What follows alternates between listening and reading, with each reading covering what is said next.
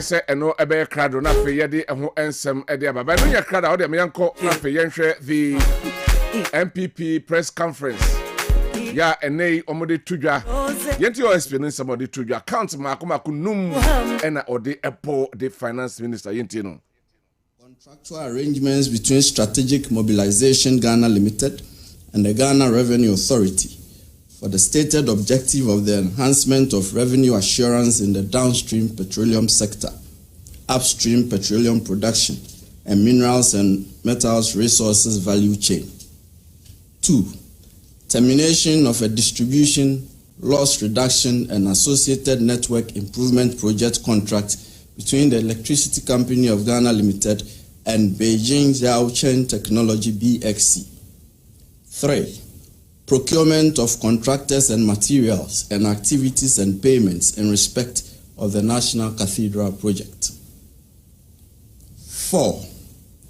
Activities and payments in respect of a contract awarded by the Ministry of Health, initially commenced by the Ministry for Special Development Initiatives to Service Ghana Auto Group Limited for purchases and after-sales service and maintenance of 307 Mercedes-Benz Sprinter 305 CDI ambulances for the National Ambulance Service. And 5. Payments out of and utilization of the tax refund account of Ghana Revenue Authority.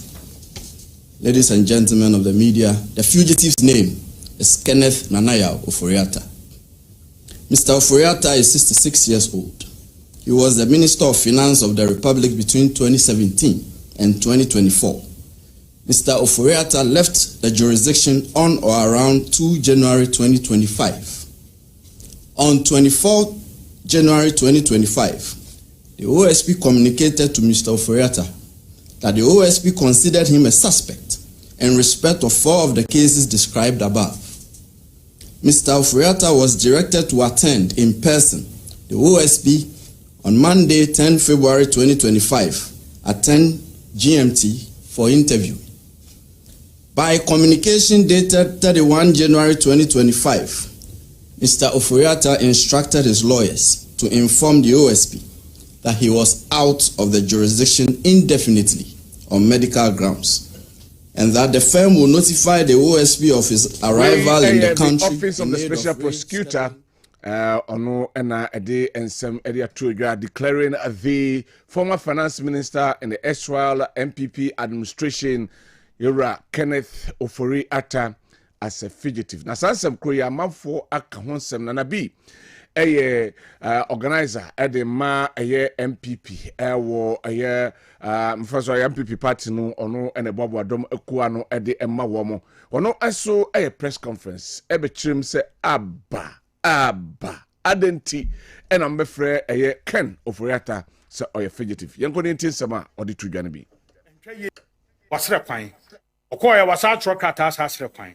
ohonso ne na lawyer fodi kwan edi nsawoso wasa kra the hospital awon kono kra krata asakwa koma last year ebra na special prosecutor kro ye wo ye hwehwemu bas ho asem wusi wo hia opani baako Yera Muhammad nua baako na ne di nkom wo fa plane eko UK ho ene ne kodi nkomo eti se wo pese ohumu no kra a anade na wo fa plane na wo so nko hospital ho na wo so nko ye hu ne se ye Yera special prosecutor ye no eye ade a entwaye ensem fata sebe Yera Ken Ofori-Atta onwane nko ba bia na mamen kesi so duan so se MPP party ene ye members ene obia na owa ban mu bia no ye nwane emfiri atenten ne ho na emom se ye fa kwati kwan na ye de enimguase kwan bi oyaw kwan bi na ye de pese egu obi animu ase sanse we di enka ye no ane se na amen na wotwe mienu pe na obi tro krata afa wo hwe nipa na wo hu no ya asemo a asefem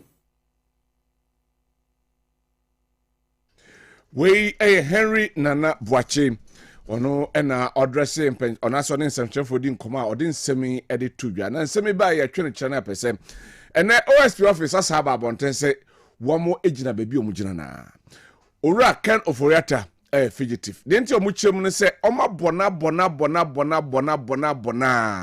se omobehwe na chese watimi aba bedi na o George omo ya no apeba bi di niti afanti omo declare se o want na mra no emomo kwan se obi a ye hwe o se brane hwe onsem na se wa ma yetimi declare se fugitive de omo de bebi a omo dra no mugina na handsome crona ena ora Gandhi oko aye NDC mu a ono mpanyifo no eba akode nsem aba betudwa se omo se den wono ana se Ofori-Atta de betu de bia no wom de ba begina ayase ni bia na omo edi na sem na ye kasa amanfo akwa kudura ni fie na nyemra kwan so wono kwa fa so traumatize Ghanaians no we no so traumatize onye hunu hwe na sei ena ye kɔ wo mamu eno nsem a ene anwumrei yebenya adaje na afe yewremu na yedi eho enkomo enso ewo dwumadie so obekaya womra mampeni His Excellency John Dramani Mahama ebo modern the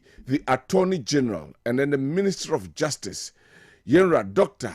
Dominic Akurutinga Ajini na obaye odi office enakakra ena afe high profile cases etia government appointees in the SWL NDC administration make between 2012 and 2016 obaye na cases no uyiwe to honoma wase aban enye interested na wa discontinue enano wukwada enoba bontindi emu enchiremu eba sentia enei wontimi entoa ensem no so yenti ono so kakra na fe yemra.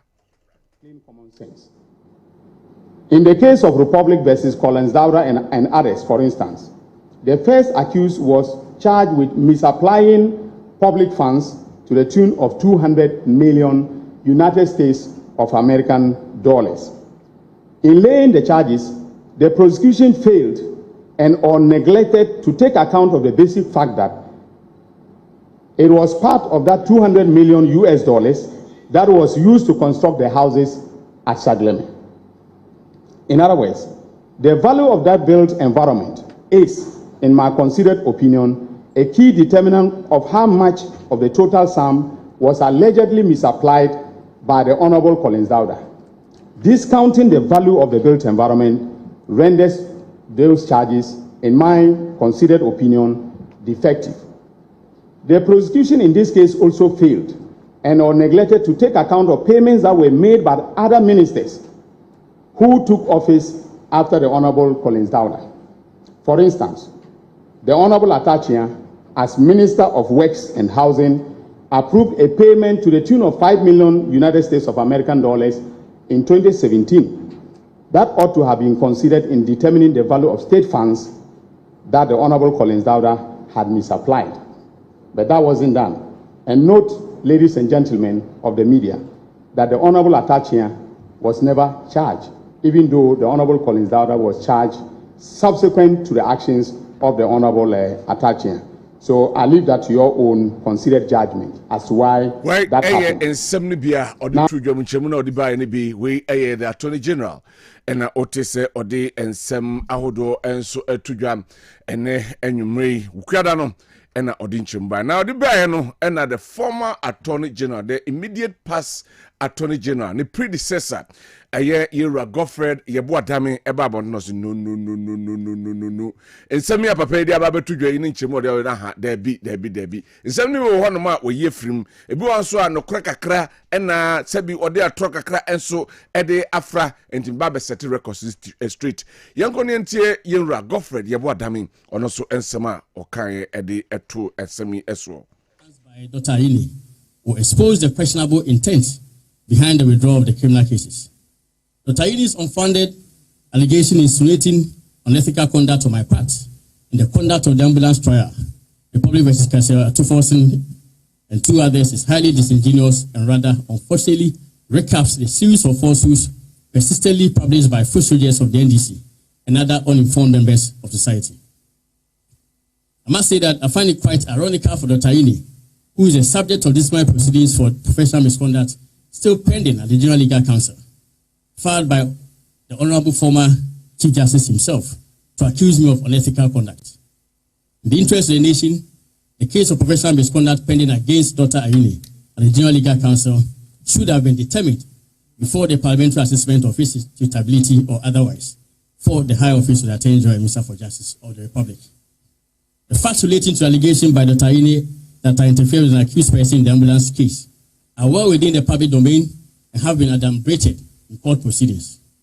The record shows that there has been a judicial determination of that unfounded allegation frequently made by full soldiers of the NDC and other uninformed people.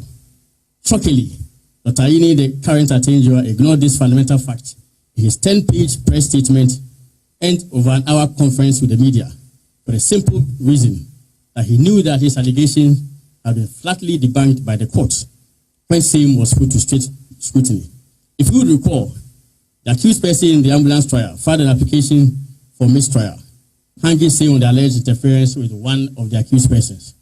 On 6 June 2024, the High Court program or sitting through or presided over by Her Ladyship Justice Ifia Sewa Saibotri dismissed the application. You would all remember the learned Justice of the Court of Appeal, who sat as an additional High Court judge, said that she had listened to the tape in question about 10 times and found nothing to warrant a mistrial. Specifically, she stated that the immediate past Attorney General and Minister of Justice, Yenra Godfred Yeboah-Dame, were also setting the record straight and Odi and Semi and so Etubia. Yanko Ashanti Region, Council of States, Abattoir, Ebaso, and Nano Tuesday, Benadano, na ensem ahodo bebre ene piem honti wie na 60 regions no Ashanti region any northeast enkwa na yentimi enya representatives onto the Council of State. Ni nyina na say northeast dia ne de epaye 66 ene koyeye na afeba Ashanti region dia ye kenkan abana na say yi abana ye soto ata ye sha ase ye kenkan eye contestants no ba ko de pepepe ena how na manfo bi bowura ho na ja omo ekeka niema egu yem essay niema enso egu na enei the Electoral Commission ababonten abekase nyame adoma dwoda ede animin ena ombesan ahwe na abato no yasan akwakoto ne foforo na ye nyantie bi se enei some of the aspirants essay almost secure injunction on Monday se beya elections no entimi enkoso na yebedi enkomo ede afaho at the appropriate time as we move on na fe yahwe eho ensem enso ekakra ewo honom ne yahwe se dwoda elections no ebetimi abaso anase entimi emmaso. There are accusing fingers pointed to the NDC say omaka ho bi enema that instruction anase omo essay abato no eho ensem ewo ha eno ka ho bi ema police bani na wo ha yinra abrakwa DCP abrakwa ye no say onko enkran na afe yinra kuju te kuju ono emra embehye na nemu na yebekwa ahoma no so straight away na yakodi enkomo na yene lawyer Samurai Ado on Otu ono one of the councils for the aspirant na yenkodi enkomo emfa se de ekoso ho sampa se omanya injunction at the ato elections no so. Lawyer, good evening. Hello, lawyer. Lawyer, good evening. Yehese yensa ebeka na yene lawyer Adu Otu ono one of the lawyers for the aspirants near Kodin Komo. Lawyer, good evening. Just too bad. Yensa beka no na yedin komo se edwada omanya injunction se ebetimi abaso anase abato no entimi emmaso nyame adoma edwada ena ebekire ne ahwese enei se amaso a what are their reliefs enenti omode injunction akoto abato no enso eso yebehwe na yedi enkomo enso ede afahom enso ewa na they are all right. Bianco man so na fe. Lawyer, good evening. Good evening, sir. Pacho boko de. Erwada dom na. Nyame adom yaso ho ye pa. Na me pacho wadaro mo. We are council of one of the aspirants me boa. Pacho me council for aspirants ni me no. Alexander Inti ene so Irenchi. Oh, okay. Alexander Inti ene owura a friend say yirenchi nyesa Me ba cho an. na mate se wakoje injunction e de aba beto nyame adoma dwoda abato no so no kura bi wo msa The thing engra application on the Dankwa. Na actually no so una application is pano. Court no nya ntie ya e say de oye bia ojan wo twen mako etie say back ansana I court no back ansana because our court so ya the corner wo the court no grant am and we file application court level the oye bia no e say we dey uja meaning say wetimi aspect wetimi aserve wo ye involved nyina including the electoral commission me patrol bill for head aso te say omo aserve EC official no back omo aserve na release ne de hinti ene mo apply for injunction application mo release ne de hin we say we share constitution in article 89 1992 constitution no I can say the electoral commission also organizing about to the regional representative of council of state yeah Santi region na I can say the regulation of yeah of original article yeah about one home by. Now, article 8926 about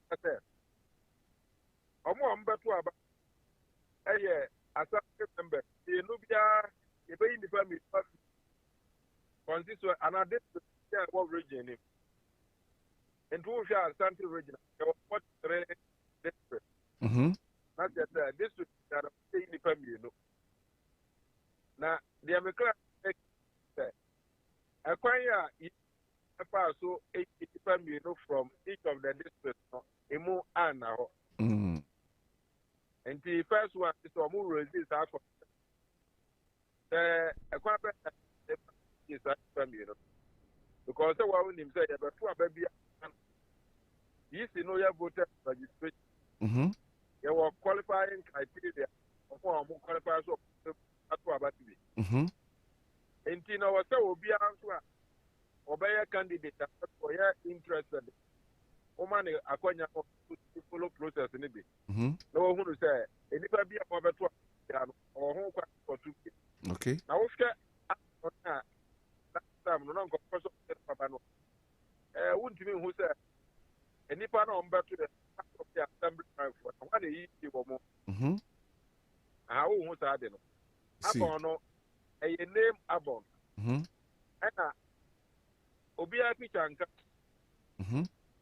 and na mbatu aba who so ID card bia we na odi chete mimi say so bi obi betumi afa bia abatia ko ye mani pana o estande ni bi set nya wo na wo ye ndia no apa clients ni ya CM na yi si no kwase on compile register na which na hunu obi na chese abato adaho anu na mba ide ti modie mu se processes ne enema mo faso ato aba no emu nna ho enti yisi na nya ne nyema yi ansa na ebeto ansa na yato nyesa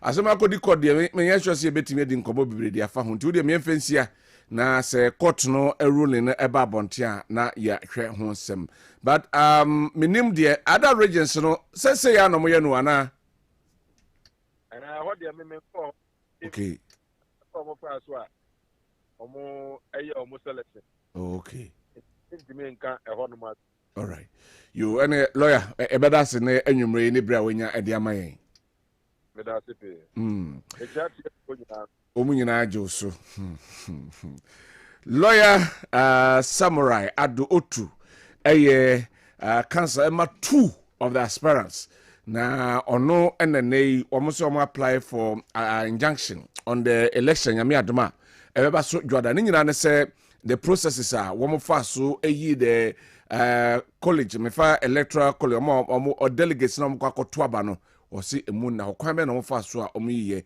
de to so mienu register no edin na mo compile picture bia enka ho ena obi obeto aba no so onkuta ID card enti obi abetimi aba no obegina se meni asomasi na yama no kwan ema na 20 ansa na yebeto aba no ose kwan ya fa so eye delegates no omamu eda ho fine na fei o make sure say abon na ekoto aba no me ko na say Kwabena Owusu Dankwa wo na udin wo ho na udin wo picture esi soro na ehu say wo ampa o qualify so beto aba na sembesi ewo ye mamu ha right enti eno eye de ekoso ana say ene enti ye hwese dwada ebetimi abaso nti wo hwe eye wo mu ejina abato na momra fom kakra na fe me modin ne hwe na enkansa boadu nana ayeboafo wono ejina Rose Hamilton, Frederick Ajay, Nana Yao, Ekuoko, Alexander Inti, Nana Kusi Ampofo Tosumienu, Angel Rienchi, ono one of the people I know, wamo ede abatono, omope injunction, enso ede atoso. Yakone ne Nana Obo Sika, agent for Nana Kansa Buedu, enso akwakudim komo, afansem kruya ho, na yahwe sese ena akwakusi. Nana Obo Sika, good morning, good evening. Na minim se umpomboko de me ho den se ejo ala ma ka do so mkoto aba ya boy ho pa na mete se obi akoje injunction abeto so monsa kakrata ne bi she ne butum se ho butum do koje ye na tese monsa kan David enti mo de abato ye koto a yedi ka manfa konya zamenchia otifu nyina okay se o pesa okoje injunction ene ya to aba ama abato a yeto ye no edi eyi ya de register na to aba na awi na electoral commission ka se aba na yeto ye no ya nto anwi tie san enkoto no foforo ba ta se enti no na ye kwakoto no enye abato no new one ye kwayu de ya to na ya nto anwi no enti oda ya to so ni le ko ka ge ni le nfa we za ka to aso di en so di result na o dan ya yes ye wi ayi bi so so bi ka bi enti sa na ti enti o ga je ya si so bi ra re to tra to so na nkyerɛ sɛ o de gas ato yi aba ya me aba mo ndi ye kwa kɔtɔ aba inshallah na bo dun ka sa abo ato aba yi ne class ɛda no vote na ba ebenya dodo na asen ada no vote na ebae no ebe chen tu right mambusa se minim de ba obetumi akyere mu kakra se kwan be na mofa so a omo eto aba den minim se obetumi akyere mu a omo yi delegates no send a register no tie because yet ne se eyedin ko a omo beto aba nkomu nkuta ID card bia no de ba beto che ho kakra se ne tie eba cho about ni the part ni say ye assembly members no oko district assembly bia yi members ni si ho no be na na so trouble enti edimudin ba electoral commission ni ya o be to aba na uka voters ID card ukuta voters ID card na Ghana card okay card bia e bitu wo Ghana bia o ba ga license enti o de ba na o be bia na register na electoral commission ni di yo edimere wu no enti se udin ni wo na asme na akwa ba so enti o go udin ba bibi eba me so ba na o mani I see sana so ena election no me ka say yi delegates no aya mo ya ne sen me ya nimdie kakra also if you are new kase na government appointees ni into elected members ni nko no into elected members ni ya isia ni ya yi mu mienu no mna be gina ya nine this is a time be ya moto aba wo ho moto aba na mo yi o mo na say by appointing mo point say we ni we na elected okay but about you na ni ti kase oba assembly ya to aba ti peja yin sa aitosoro near the ya to aba assembly okay yeah go budget ya budget to so ba yi peja sa ba mo ja so re account oni ya abato you see eti yesia ni ya ni pa million we ene bia no susu say ba aponsa so resu say ba Now I am quite. Now this was so. We are so sober. That was a warren. You don't be on air say this year. They are start to sober now. It's sad, you know. You know what we do. We are two who don't come here. Somebody said government appointees in Yamma district no Anambra. That you Na Munyama say Abbas Yabotua Bay enko some ma say ene omonka ho na makwa yi amanfo so mko gira nemu na monto Abama district na enko fa ha obi ama. Na ai mara abani ya tuo yi. Ona ai ogophobia me an kanto. Ye kanto ye keke kire di nka ye yi. Ai mu so na ba do ile di 67 votes. Eno ma me ye yi. The electoral commission said because of the young people, yes, I call near the Trussell. About what Trussell to change the I see. Yeah, to about not to be about less about that. They'll be registered, but that na. If you don't know, if you get to vote. You see about a vote of the if you remember to if you got it by the I see. Into you are more trouble. You are a better Is it more to a heifer? Yammy are the better of the I then afraid the more you're free, a RCC corporate pay. That's what RCC or Bamboo. Bamboo, because 86 at the top of RCC. Like imagine I'm Nani a prempen de meda bambo, a honor a security zone, Kramusumania bambo, na prempen beda bohoban. A premper something over beer, also a bamboo pier. Nami, I don't know. Yeah, a dear black concert, one the ball, a slap on the back. I see. And now, Bosca, Yadasene, and you marry. I said, I must. Now, if you also get a good thing, I can to my bench of Jamaica, a brother. Not all about so. And I don't know if they was. Jura, obviously, I can to me, and I can't take a picture of that was. Yes, we are right. Nana Obo Sika agent Emma Nana Kansa Buedu was election basso injunction Sinipana injunction I said the bottom inti Enyadia and no ebeye ejuma. Right, enti no some kaho eka one of our discussions this evening yebenya dajina fe yevrum. Nyame aduma Mr. Joseph Amwa, a senior member, Movement for Change, on the Wajine Dada. Nimsenka yellow, but still Afafranto is still raining. Still Afafranto. Still raining. No ever have. Patrick Kwame Tia, and this Ashanti Regional Communication Team member, and Oba Aye students no swa. On the Danwa, Twatwana for church and this ideologies in Croniba.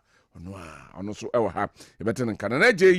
Perez, NPP, Ashanti Regional Communication Team member, one also EBPM, Ofori-Atta, Nafe, Professor Smart Sapon, Director of Research, Innovation and Development, or KSTU, and also Ebeba, na Yedi Jumano. Mede Kwabena Owusu Dankwa, Malam Yaya, na Ene, Washe, Jumena, Medina di Ebra. What message or Damra, bet me at 0551599933 0551599933 yen sabeka na ya kenkan ewo ha pepepe ediama exactly 7:30 ye twaso na ye didwenu ewo ha menkora mabejafo akwaba zama good evening na bokode still afafranto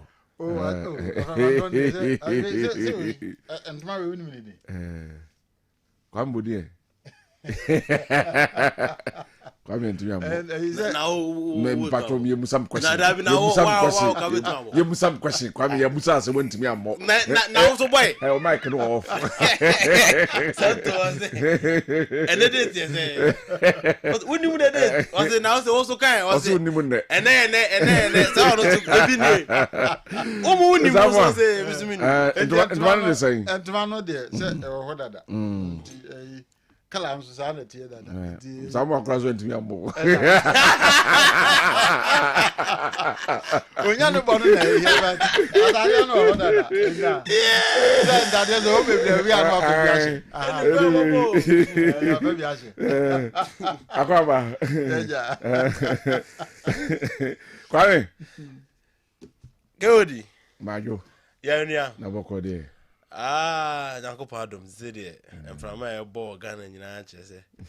Bibia ye. Bibia yo. Ye ba mekanisa. Ye ba. Ye me Ghana for who said ye want so soon ye or amamu. We are ya Ghana for who says na Ghana no. And yes, say na say sa. Nemu nipa bia no mudi animu. And almost say any or money man and ama or my name basa sa. Fibe bosome ba ko ne ntamuni.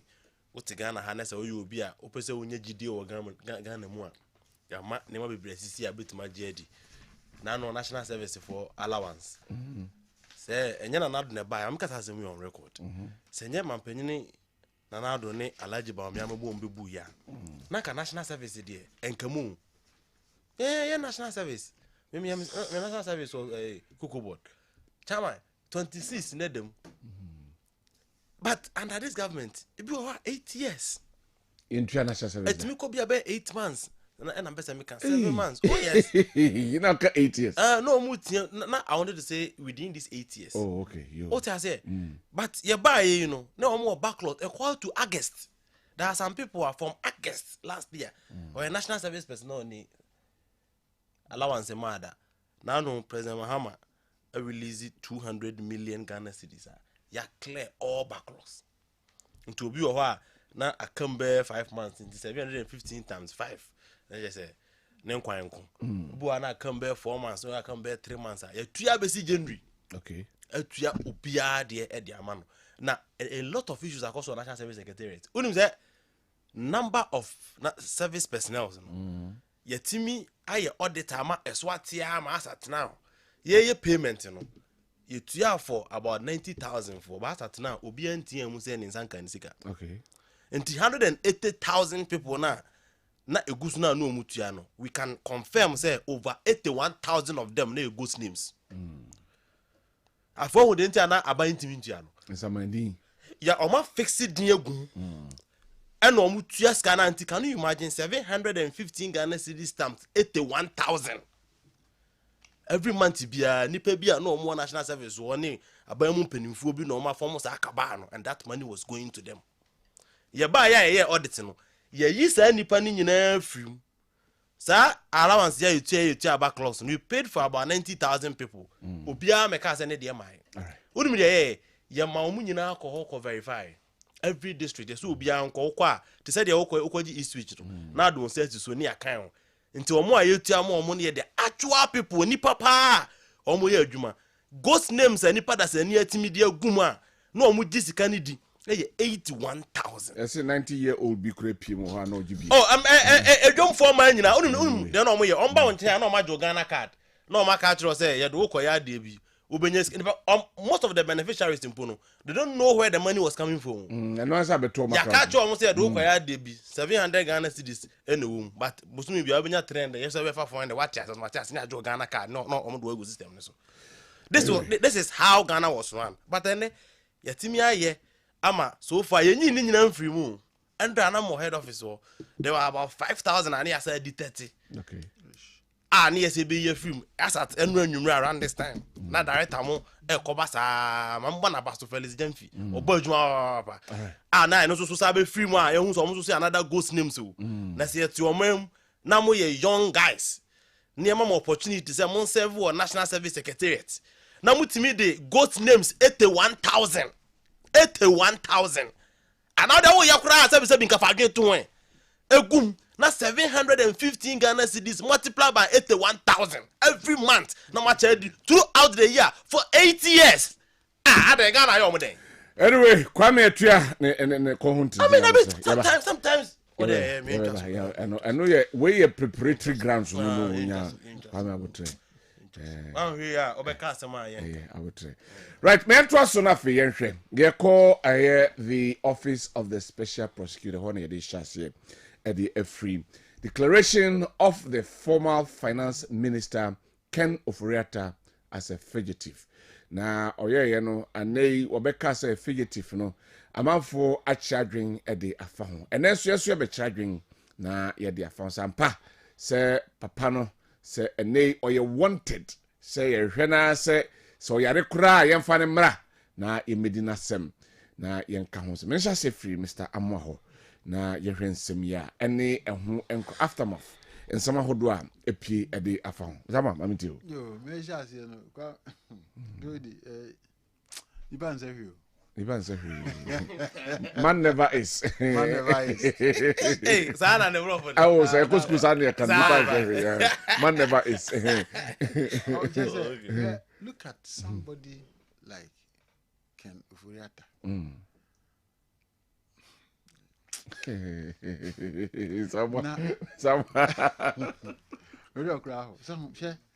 Power. President Kufuor can say, was it power is transient.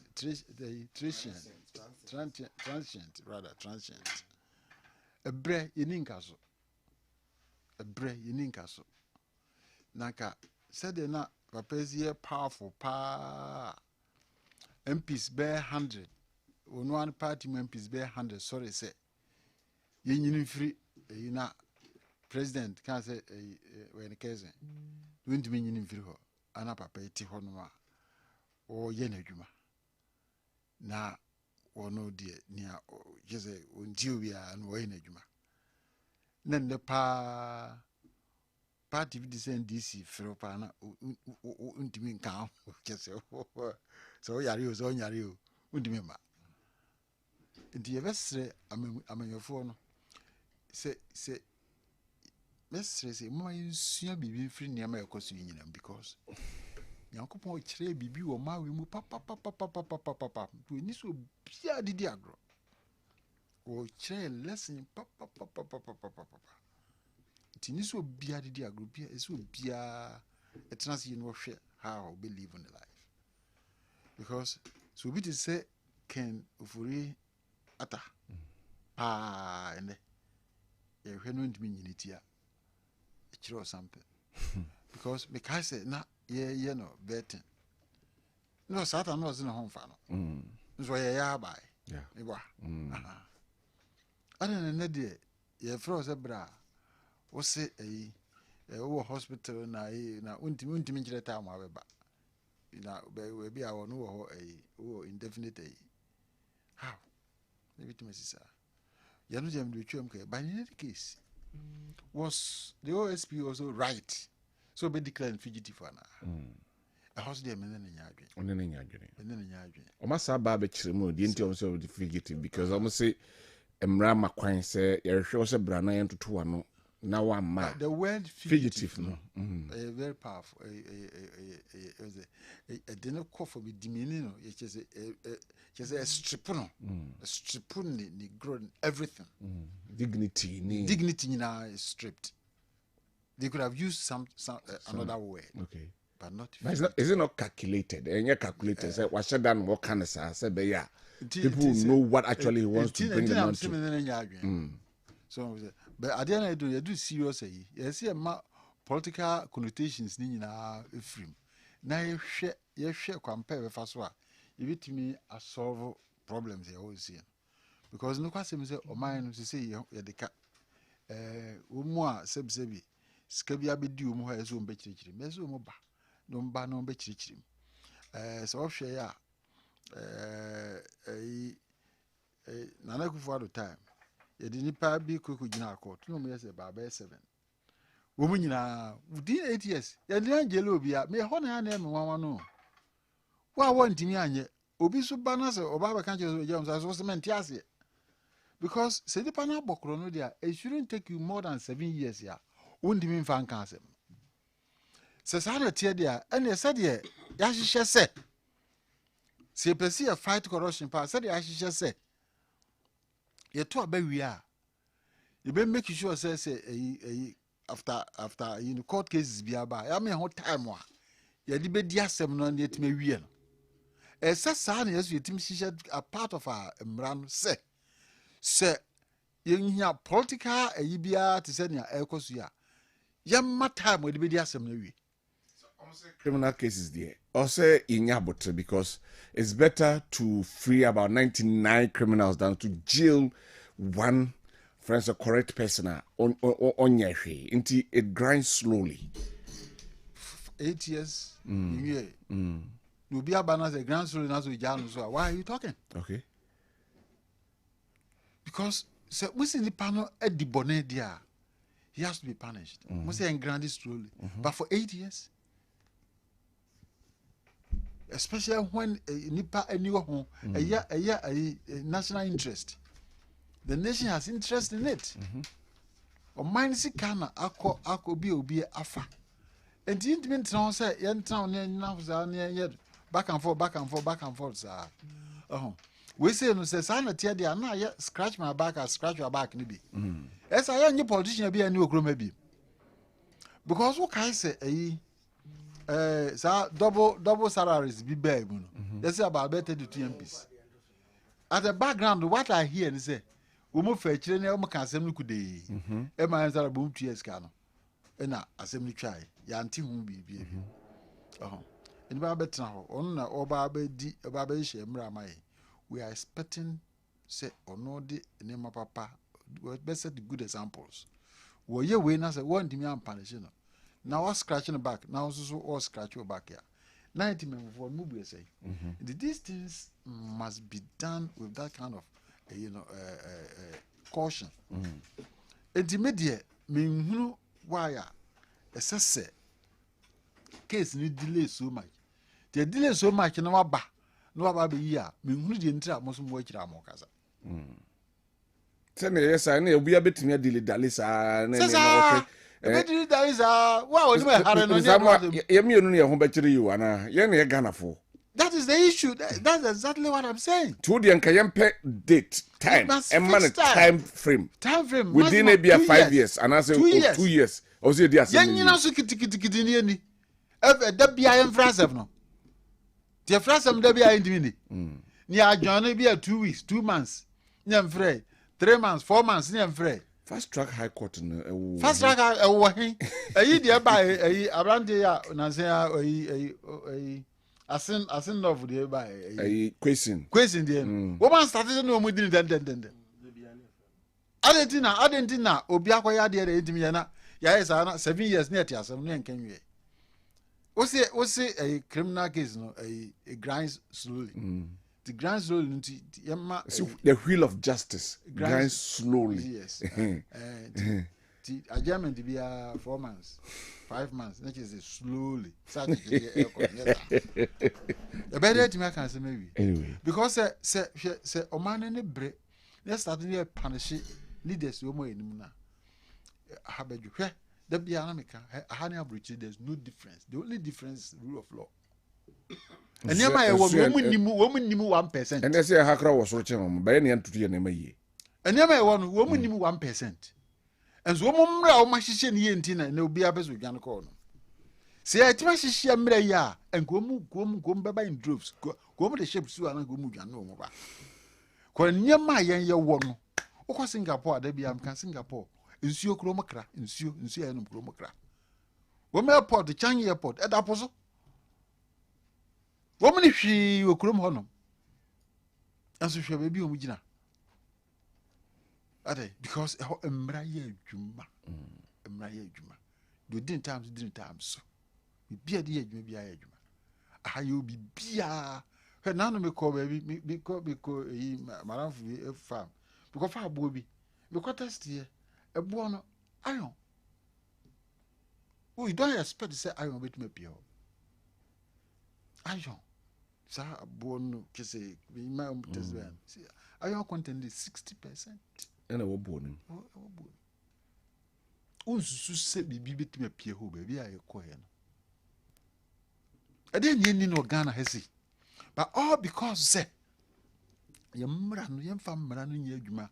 Ubi aba no beto to papas entina ayisa amam wisa your mama amam we see no I'll hold him every day because yakobon and aboa and ordinaba and our man blank check a blank check is a name mean either you abuse it or use it wisely ya ma opportunity a mra esise yesisa betimi ma man akoso nyina obetimi aye. In the constitutional review, be a corruption are very, very unattractive. It's a set of money to go one way.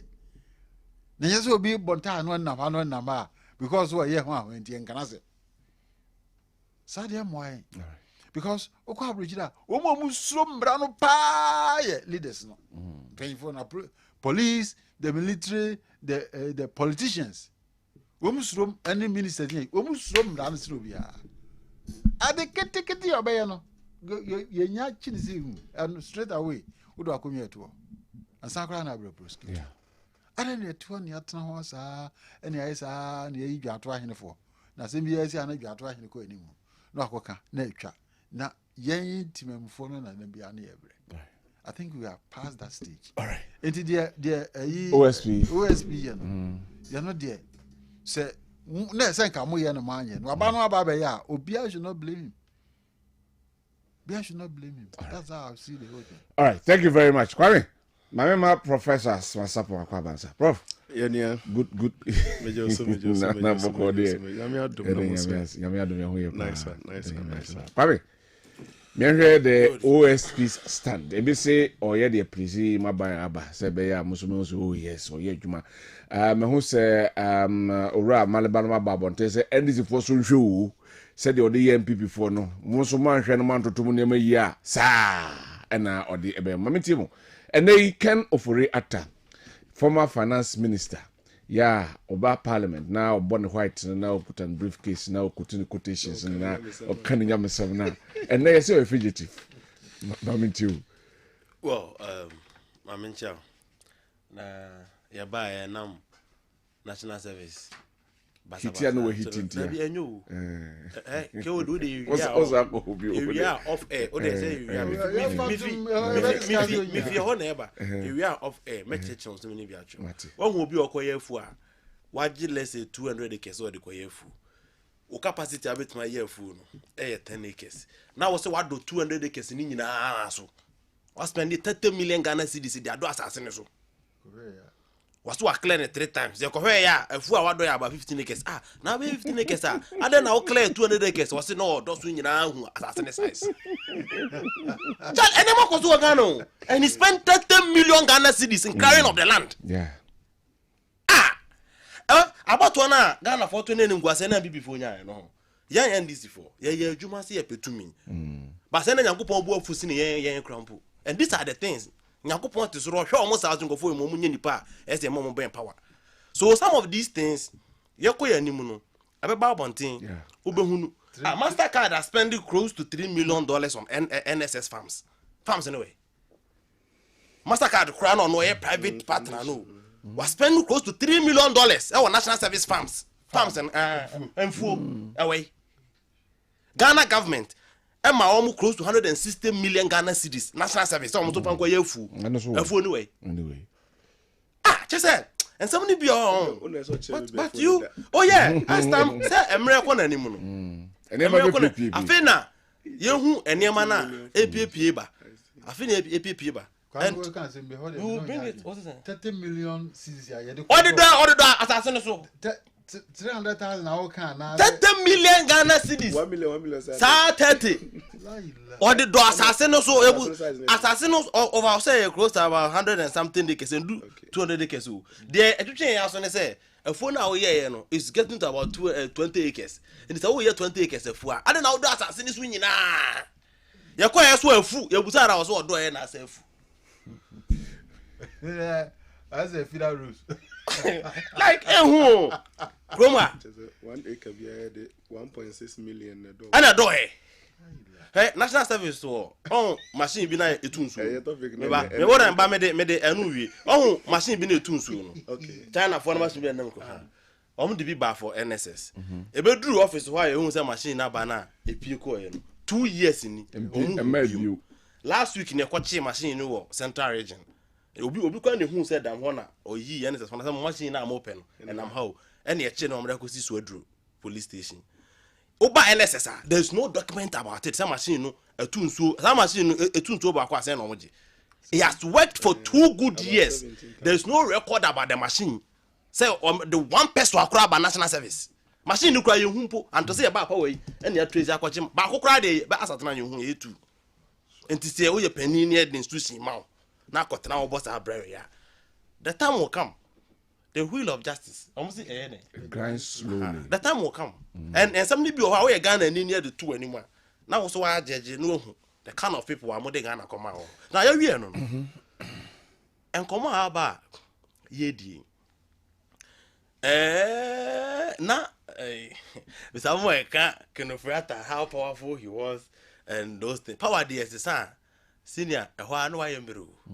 Your co-position and I no boss I mean a fool yeah sorry I don't buy your co-fool.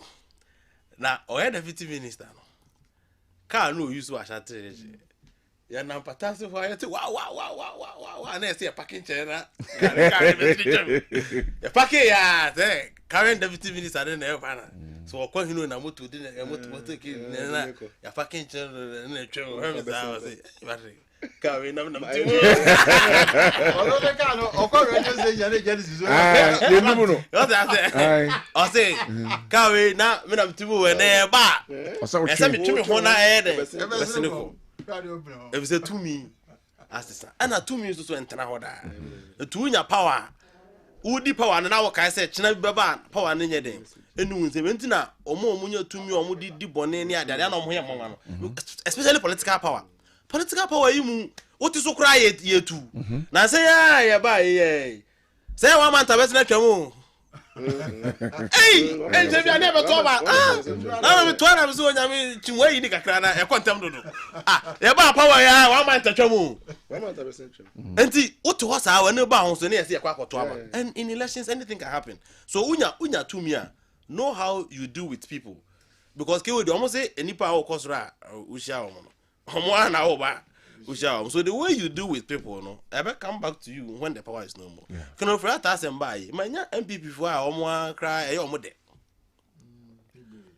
ultimate na TV so nka but when you speak to them off air omo ka say you should go and face his own music because some of them fighting and talking. Yeah, some of them believe say o ka hu bi ni decisions ni nema bi na omo abewie ba bi omo wie enti eye futo ma ye nyina say no matter to me bia now Ofori-Atta was arguably the most powerful person in government. We man penini na nkasa na president few we nko de make bia about me. I can say on authority that in Nanado's government Ofori-Atta was more powerful than Alhaji Mahmoud Bawumia. Oh yes. But who opposition not have no opposition in Nanka. Oh yes, because the only powerfulness is because he was controlling fiscal like on the scale 170 wouldn't come be a ko wie so no release this scam I don't just say na Bawumia nka ho he was part but papa no scale no ho nti wouldn't come ni wie no amfa scale na ma obende and na dem na say some ba na ye say for over a year there was pressure on Ofori-Atta say yenyinu na bibia kire say the real pressure ni ti ba mampanyi ntimi sustain ni nkosi awie one day obekọ nti ke wodi say wo ye obi anka sa 1 year no nka fa ye hu ye sese enema bi a waya enko yie ni ade no no so ayi bibi enko yie o sa so ngi ye hwe si nya ka na sem ntu no o so nye na during that period na no otua ambulances ka no that period na no otua sa millions of Ghana cedis millions of dollars ambulance during that period na pressure gu no so se empam no enya no was in science na ma asif se na o ma dwon se power ne ndane da sana na sometimes be sure omo nema bia no omo yam say go for no munim so obi ama akwa NSS nema no omo ke ka sa am say why they were thinking say bibia ntimi it's like a dabi ma obi before e be ba ana asa na omo adwen omo say e fia kunya bi no omo di o se de benyu one day the day of accountability will come a different person will come and oba be hwe especially when no nyina free the same political party and two year dey bia hwe chikakra but the OSB was there. Time no. I didn't want taking it up. No one anymore. He was there. He had office. No office. Anambra. He was still at post. Sure. And he I don't know be train ama woman free abaso and son or be sasa yeres as green. Oh, that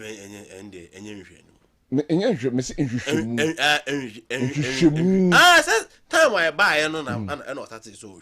I'm so a coward. It be at that time or no. People say a coward. No, be at that time no be Fasaki. I'm not speaking for him, yeah. But the be at that time no that's our case in your mind. Maybe I believe say you reckon Ofori-Atta. And so ba no be church and be especially the cathedral issue. Impo oyari. Especially cathedral issue. Oyari. How dear Ben nana unim omo my contract da no. Mr. Amwa o my contract na da. Who your project na do baby, we ready certificate and send the discount amount. What I say, you do baby, and before crowd buy now much mobilization film. In Tajis, our crowd pay scan other started project, not do stage, we are already set and send a discount amount. And today, Ben, I know who National Cathedral and near you, who release the dollars, out to $58 million. At least, on the church, and we change.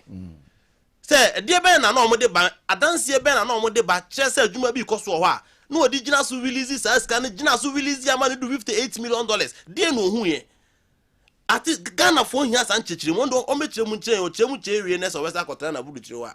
Obi any problem. So Mulusu, you be as one one about Church Street no. So I think that a more being who is a rich hunting, Debbie.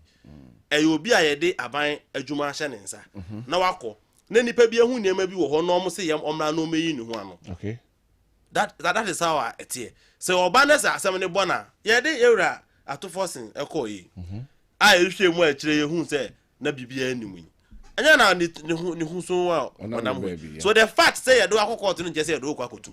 So undi boni bia just come and explain to us. E bi kuro be ba no. No be kire ma kire say oh cathedral ne de ne bi kura otiminya ko free heaven say first can call like ne who say hey onyame na free no oh at least you can come and explain to us ne atiase here onya ko free na yakopon free say me ba cheska na untia onya ska free say kro free ataba no nya evidence say na yesu timi free heaven say asoda ne media first ka kwa Ghana for yebekasa say hey onyame na oda no me boa so at least you should come and explain to us why say adia no na ye hunu se bibia ekoso so no release this can no release this e bi o be ba no no etima be ka sem bia ma divine call bet me free heaven aba ana wo you ade na yankopon so dan na yesi oba no tim be chirechire mu evidence say eh e da say yesu free me ne kasa 15 minutes e da say oba yen komo say no ani bi di yes so dan dem first can call na yenya evidence say yankopon free na free heaven one na bon koma ye nyina yen say we dey enya for onyame na woda no so at least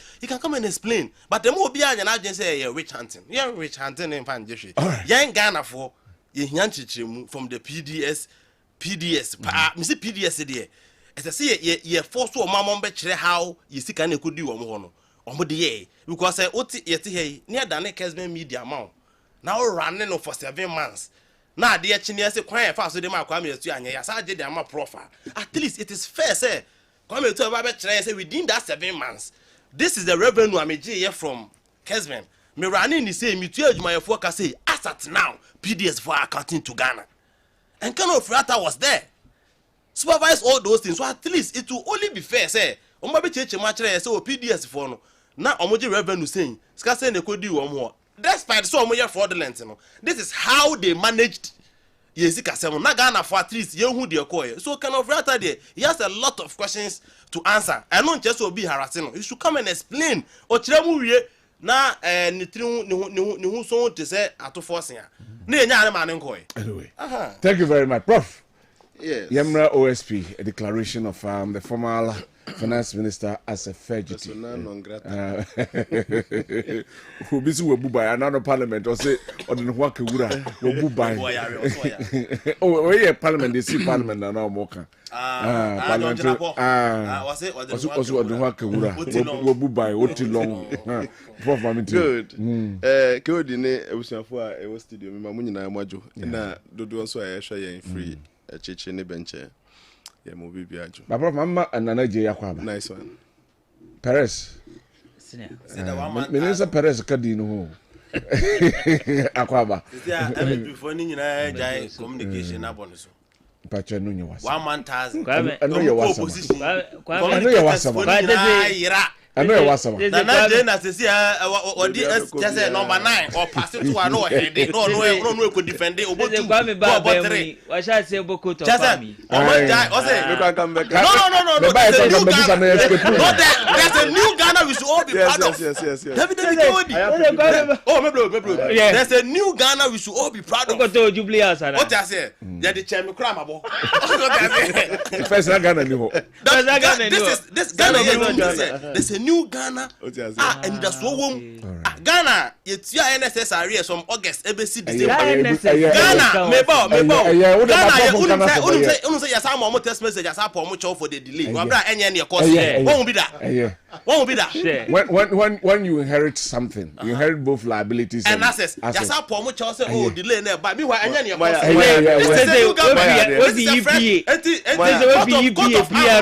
it's about NSS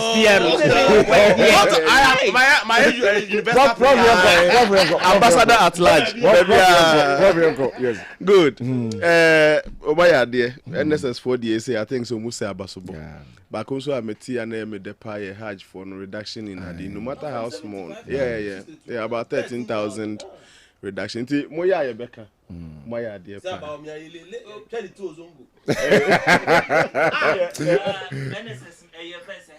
Prof, una enti moya dia ye beka na ne anya no so bi ho ayehu a definitely ye beka ha in respect of ne ayeka ho asem OSP ne finance minister de no finance minister me sure so no anim na busuam lawyers won pa me sure so no anim say mra no moro mra ne so onim ye kra ye nim na nya omu mpani for ministers ne aben ha mu nim pa ena nia amana nso ne kana koye kana ne se ono ankasa sre sick leave no etu kwan ansa na OSP letter no eba enti anya hwe kura no ebetimi agrant se ebia wa abscond wa kwansa na wa hu ASP letter na ansa na wo dwane enti eno no ebema ye na sabi yeso akra ye yare enti mesre se me position me madwene mu de na ehun hia se OSP declare no fugitive. Okay.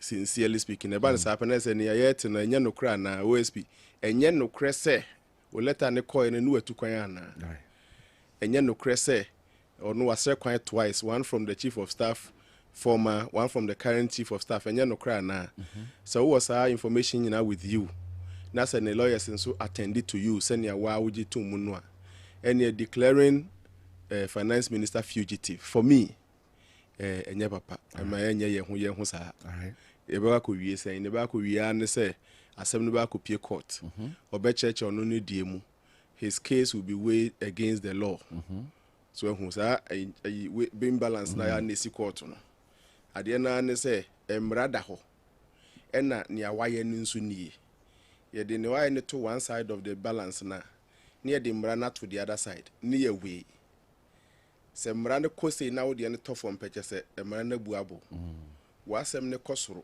na ewe mra ne down peche se wo so wasem no atimi anti wa wo se court den se chance me no bi guade so sa na symbol na setie ye nkontokwa wo ho enya hunhuna ena enya na hunhuna kra de fortunately we right to a lawyer minim lawyer bi a court be hunhuna no because omu de ho anu motie ho anu mudi agro enti never be sia no we have left the era of a military ni akase bia we mu nkoche na himache nkobo ni tuo wo teshin ana mu nko say amre ni nyina atwam sa amre yi de can Ofori-Atta if found guilty nipa mu anu ba akoda ade nti baby mienu eso bia very careful prisons na mortuary any estate mi di honi because we hwan kra one day mu ba ko de mu ba ko de one day yeah sendly or innocent is true enyo bia na sabe other prisoner sabe odi asema ntia de koto odi hufo ibi won ma edi bin pants wan hu na sam ka erade nti sa na tie two things pen and made me finding is strange. The first one near Makano for OSP to declare this man fugitive. So one explanation. I know what's about on Tabechrimu. Say Oma Bona, Omo Pekwan bi as o dwane. Onim. Different from near documents China na. So say different from say when there is a disparity between near Noaka and near Krata so a wa. Krata so the no is giving more credit than Noaka. Into OSP who a lot of options. Nipanama address of hospital or I think say a doctor from that hospital has even certified say or undergo some medical. When we say nyantra, OSP should come and tell us because that's what we have been told. That's what we have heard. Bia OSP cry wama through the embassy at the place USR. Wama obi akako confirm whether you know what ampa na bibi. So enti saa options ni ya exhaust ye na ye could declare a former finance minister fugitive. I think say on mine no ye ka ho. Kofi Kinata do say you say baby you don't pa on to 26 in a new year what adi. Enti tadi for masquerade party beyond the Christmas no baby will be a so called proper anchors. Any adi. And no ka say year in year out no. So mutimi creative market and tourism for that adi. Na ni nyina be gina ne mabunu no choro social media e fa takrade ho. Unya 5 CD credit bi na fo say takrade kuku nanu ase. Ne krobe na kromfo nko yi, ne krobe ni mo ayi se ni ade ifo no kuma se fo ne adapo me free ba aba no mo hwe. E be bo mu hu mo matwe asan. That is the only thing. Characteristic Africa.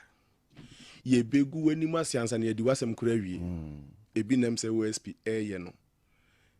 Ebe wiase no unse to be declared a fugitive no. Now crimes no has been certified.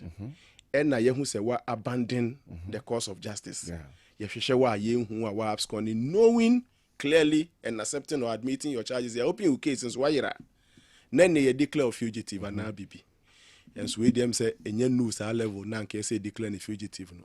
Let us not be in a hurry before where you benefit crowd there no matter mobo.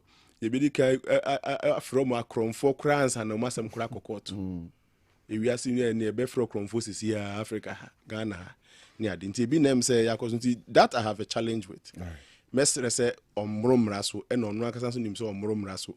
Or so Yari sebi, the processes can be followed. In fact, if I baby cried, they wait me in absentia. Sabi, Miniaba said the name Temaklo. Or no say na oniha and so court to me bua na se mpo e finalize the case ni jeli no na the person no na oniha but the case was dealt with in absentia. Try connecting with Ofori-Atta via Zoom or online means. Yes, Airbus case no OSP nankasa craft a flight call abrichi call engage some of the personalities involved. In the same vein, you bit craft a plane a call. So also yare cheme ho na date say me ba ho wo say no ni ho na se no so abscon no mo anante agua ni nyina can build up a case for declaring him fugitive and now bibi e ho de em say me ye ho sa do the let's give ourselves mutual respect until the cause become necessary say ye adi and because we are kokuni pakra no aya na ye say until proven adi. I mean, no crabbing to say we do no aye power so sometimes because of the jurisprudence I practice and you say kakra. Number 2 me what problem wo ho invasion of the private residence. A man for try so move disconnect OSP case no from that. But the type of coincidence so then a serious coincidence power. OSP na kra so sanbeka say a staged managed. If we are saying national security ajatum say omuno mu ye. In fact, full respect to Honorable Yariga, leader of the house. Maximum respect. The place government have access to without warrant. The space are no any space outside that space, finance ministry, we hear proper warrant from court. In fact, Madam Elizabeth Ohene, Nadam for Pa, still Nadia, still friends, Nana Kunedo Ajima Rollins. In those days, a first school ni failure, and according to Madam Elizabeth Ohene Nankasano, quickly or Rashiko, if you heard no more, no cohese Mammy, Kunedo Ajima Rollins, ni Hunty saying, I did not, was a note of a cry, on one story and no narrative. Also, move on more on Krakoji baby now. Or say, Mamma, I'll try to calm down, send your phone, Meshana, Umudio Moncomonia, and a coco.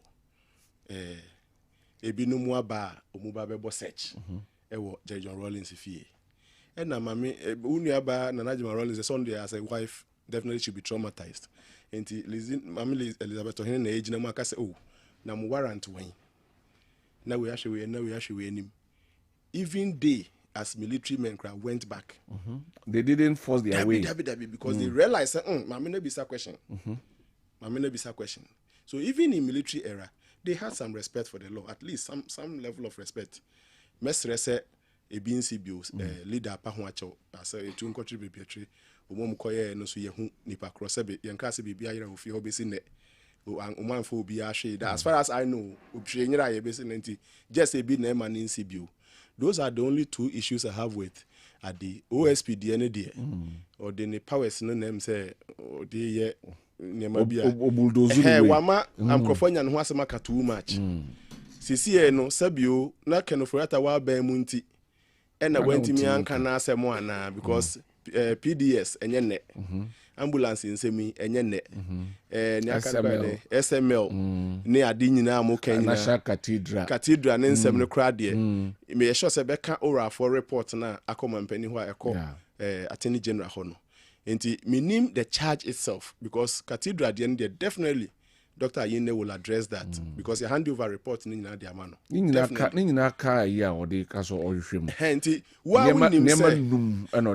unim se orafo a capture the event of the National Cathedral ediko Emma President Diama Dr. Ayine mo be ye ho adwuma enti won so kofa sa de ma na mo be multiplicity the event na ni ade ne ya wasem no ho a ke odi mumie hwe ne ye nyina ya ansoso so eye ne office no any the fact that or ba join ne political officers no a sabio attorney general foforo yi na beba obetima be chase government yi mu former government ni mu aproefo also ye distinct so ye distinct then no dey no ho kwaka the usual practice since ya doctor yi na nko a na ebetimi ache MPP time wono mu a omu ye niema bi a because na Dr. Dame Mr. Dame me ye sure say one fa minim dey stand to be corrected active case bia about one not that I know of maybe I don't know but Dr. Ina I'm sure through the oral report and other means we have so many cases to prosecute about the former government into who has been so cojoined to the extent say into aban mu nkrofo de and NDC wo hoi first 4 years nyamedon wo second 4 years na say yem fan say 8 years in pa madam for NDC say 32 years assuming it is 32 in government does it mean this OSP gentleman is going to sit and see nothing, see no evil, touch no evil then until aba e hono de onhwe ne ye all right e hono nkwa de onhwe ne ye I unim but even that one or why even that one why are there Minua Kwame ka Cecilia Dapa de no anya hwe kra no Cecilia Dapa no onye nipa keto awo MPP aban ni mu otimi take a certain step he erred on the side of the law on where your lawyer penny unim say he erred on the side of the law yes he was pursuing a likely case of corruption but entrese tietia mra no so never co pursue corruption ebi ne openi jakpa de any national security for the yes Ofori-Atta may be a potential subject of a corruption investigation but entrese won so enter his private privacy without warrant enti ebi ne see you see adapa de mu a ono fa the wrong way abusing some legalities because he was fighting corruption because at time make say na me comment to him was that on fat team of experts being kane ho no mu nhwe nachi because sometimes we gina mu corruption gidi you miss out on some sentences be lines be a law nim because anko mo bi hwe nachi hwe man anko bi say nyema ya confiscate e mran say man need 7 days or ho e di 7 days pe wa from mran case na dead case enti yakofa nyema ne chale yam prepare case intem na so ochina ye deko ochina twema ye nyama ni nyina wanhwe and in the court you don't expect to say me na make corruption you know enti mumwa mi o ma fom mra ne kra mumwa mi o those things don't happen in court but I know say why are there e abemu pani bi no timi push case ni man ko do ba bia o fail ye we learning from the lessons na nke say hono mo no ano say Ofori-Atta teso as finance minister nimpo na ontimi pursue no and also cry a very weak side of the OSP if that was his assumption. Presidential indemnity clause no. Me you sure say extending 2 ministers and co-ministers of also. No. And co-ministers also. My typical example at Debia make Mikrom Korea. Mikrom Korea sitting president, President Park Geun-hye. Not so. No, you're sitting president. OSP a ho, e Korea ho. Ne office ufri Gwanak Gu na wo Gangnam Gu. Ufa line 4 shilling 4 stops away from that office ne wo ka kraka ya trouble nim OSP sitting president mo de mo ni sa indemnity na Ghana DJJ president for no president it so and na OSP gather information say president na ya to abayi ni say president no or one a tight friend bia on any share vital national data, national information. Share. And then OSP put evidence in out and no invite a president. Sana OSP knew further and better. Just say particularly yes, president moi exposed. I rather. Now you sign a warrant. Now you are therefore found guilty before then pine 15 years imprisonment from the presidency to from Jubilee House. Ghana ANC.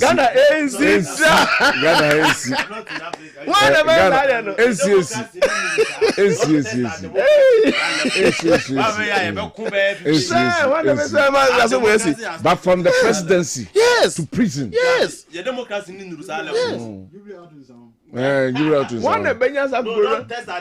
but at least the presidents for no immunity no crack cover more the ministers. Yeah, me say minister be better so until so be free or be reshuffle na free and say bia 8 years be so be free na ban be kono ansana enti OSP please you can do better. All right, you himself if you want to do it you can do it. Just say oh yeah join the normal political thing na ye hu ya abani wo hodia uni asembia kafan Ofori-Atta kukukuku medical fugitive no please office na sensational office o sa NPA dia Mustafa Hamid dia obekaka hu sei me ya Mustafa Hamid na mo bibi this year one ma me good lead. I'll start hiding things from you. Yeah, get it right. Then o the bond pint send ya Korea special prosecutor na the ball ma me no egu ho no now nim o said that the first event in buyer my many crash started say onya public sympathy kakra say we dey nya sembia we dey say nya sembia na or add or build it on the facts no build it on the facts we as me say Supreme Court mu had no option special prosecutor ha and my many lawyers so jina Supreme Court should dey say this one case we dey intimi your worry yeah pan dia dia so ampeni ampa ya sesa my many atade the kokota shine blue right there ya sesa sorry sesa na shine blue sir prison for any blue. Yeah, filing out. One could feel crank of any bag. Into we cry. You look at the presidential indemnity. Democracy in do that. I'm on test democracy. But the president in the end, Yakova Noah. Ministers and for Mestre OSP. Don't be afraid of them. Oh, dear, try. Says la party be kana fail. You would have tried. One day when you back right. Would you be announce him say why are they when you could draw the we are brand here. Akokraba went to me a ye nyina ye offer you penny Amidu Martin. Wo are brand here so fail dia and the office na see twem. All right. Thank you. Nanaje. Senior. Mami tewe. Meda wasepa. Menchia tiefo no wana.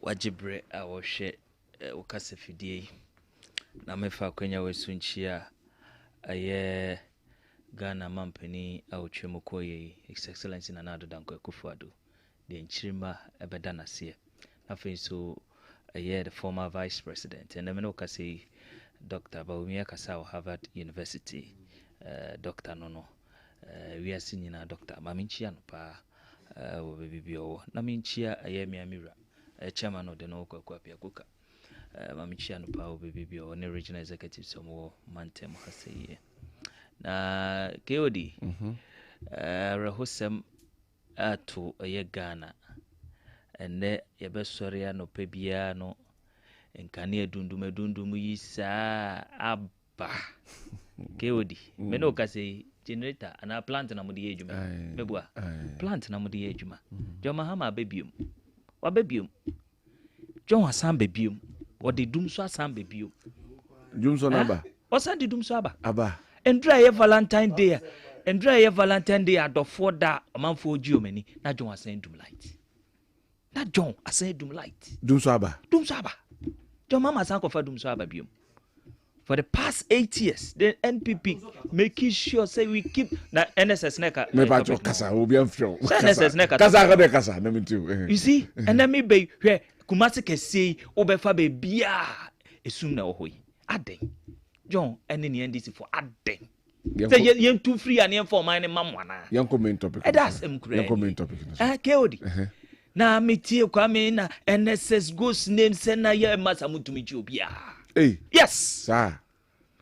On the 12th of December 2024, emergency meeting, board meeting, equals to national service. Some allegations we near better have the air target air national service authority. And Minoka say Samren on the 12th normal year board meeting, they invited NIB. Says Sansa Momu Kenya no crap. Mumra na mo amu investigation. They puti a year system in place. Sanyoma win nano. E free up. O feel said 2014. Any 2015, 2016, a bra NDC for ball national service. No, officer no be an MPP for a boy. So is it not true? It's about 81,000 ghost names that were a national service a year. One more pay voucher. So me say, yentina krumha. So I'm some investigation. Me say, BBN who be see. Yes. Sir. NIB as of 12th December 2024. You lose the elections. They conducted a year investigation on some allegations. No more year 2024. And we better na NSS. Me say hey, you be kwa ba omunche anoma ba kokra. Yeah, they say mame ba kwa no Danny and Dr. Gift Owari. Yes say now you krom has say you mo bi tukwan. Anyway. You mo bi tukwan. Investigation ready be see. She omo feel say boni a omo di Ghana. In the year 2014, 2015, officers are not with MPPA. Some officers MPPA. Any allegations upon allegations. And the mama would do no cross work on national service. Only Zomu OD emergency meeting on the 12th of December 2024. Only moto onim. Anyway. And the new director no on. Munganjaran. Me see on to me channel mababa. And also, who name baby? Me Kotia, and your mama buy it. We want to be able to hear hard fare. We're reducing. Uni maybe. It's your own common topic. We are Cremonia, Fatu Ajim, and a gun in Ubia Uti. Collins down the team of Moko, Haj Hokun, so Moko strength is one. Umdu, your pamo. Yes, maybe Tubo, maybe the point. Tubo. Unim. Omoko yeno, Yemfi womo. Almost say we are Sibuano, baby air concern, we are Neko. It wouldn't be your way. Omoba back, Omusha say a campaign promiser, a dear Guasia Ebebre woman. And I buy now for the taxpayers' money. At the equity, yes, adios. It and your Hajj, according to Omokoye, and I honor Omokoti's rule. Subsidized. And yet taxpayers' money. Subsidized. Yes. Taxpayers' money. O man Ghana, ye twa, and almost so many titles. And you talk about the National Cathedral. A sumbi chen sumbiata. A sumbi, a chen sumbi. Me boa on penifo call. A yes, I had in this idea, dear Ninian. Me there woman make us on call on hard phone casabia, quent your way, yateso, ebia way, yateso, omofasa list in Bregana for everyone. Is it the reason why I didn't Padudo Econoswatinana? And I'm say, maybe so. A question and say, is it the reason also can MBB time a number of people need to make call hard this time around? I'm saying a Swati. It say ya bicycle no mode yata go maybe e ya bicycle Ghana for sika taxpayers money and no mode hard fairness so jo metra radio so no mo be yedede and I jo mahama teso e ya minu mienu to a ye tua wo ka etia market ye tua wa alaba sa to no and wakofa no se mede teso I am daring Kwame Echia. Onoti we. Me say onoti we. Only documenta. E kire so mo call se Michael. So mo call Hajj fair impenimfo no. Omumda me kire say ebia akwantu aduane say yateso ebia say yateso. Akoka won say MPP for go no mu jaka eto. Na mu jaka say $4 million. 2016 every akunya so e fe say ye ba akunya so na $7.5 million.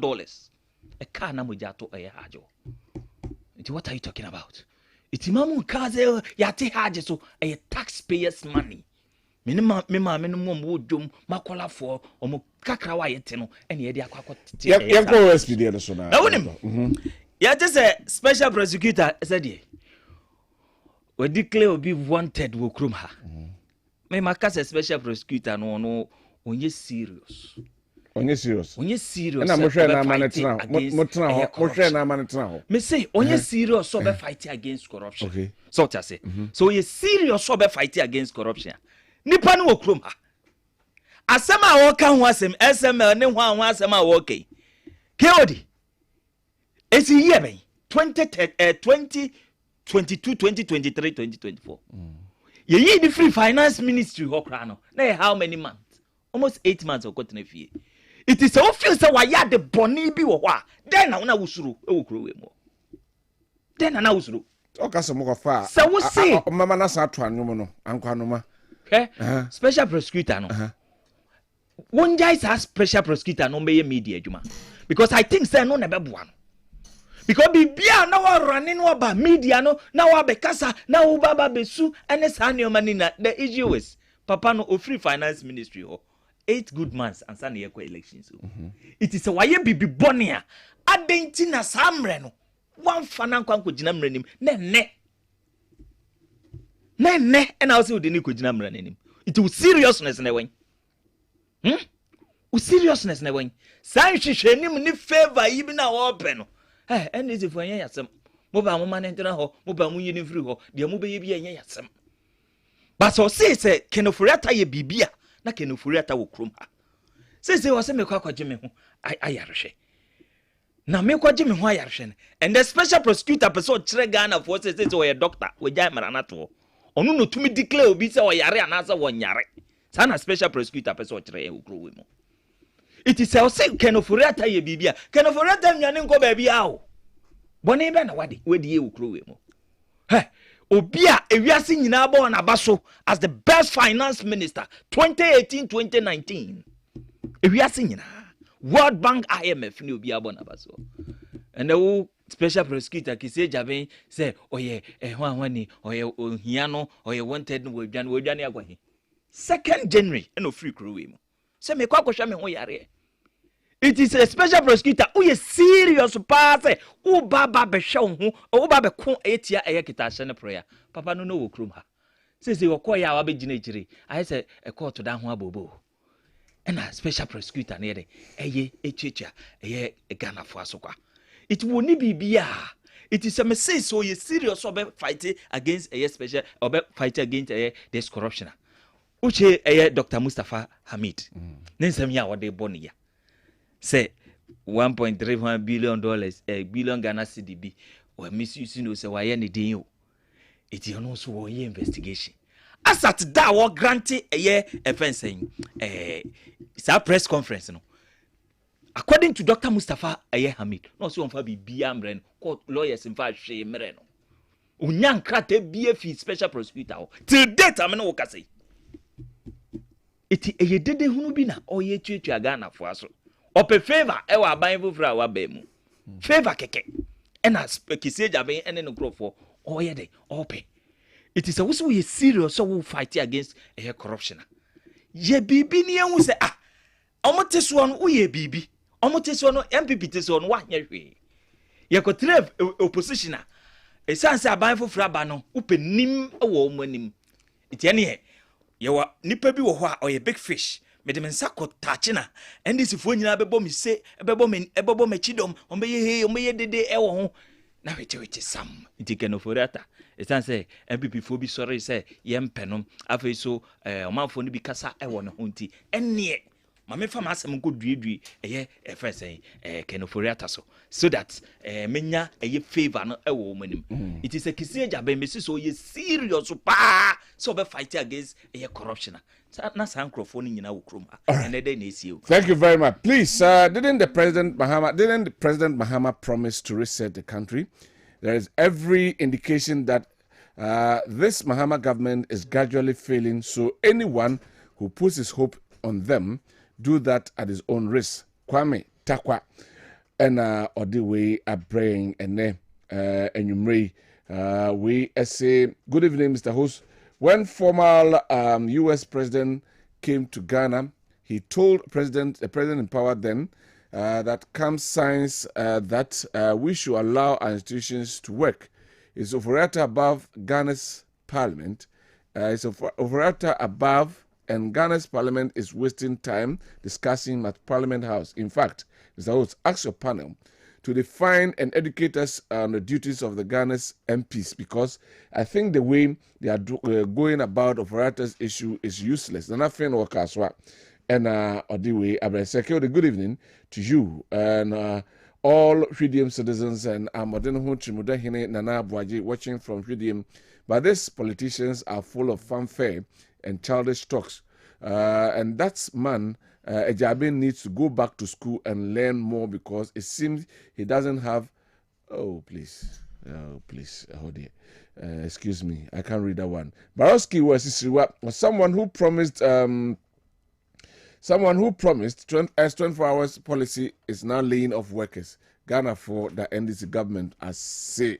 All right. Thank you for your message. Abbas Amogobo of Finso said the MPP must give us a break. They wasted our 8 years mismanaging this beautiful country without a single prosecution of an alleged corruption case.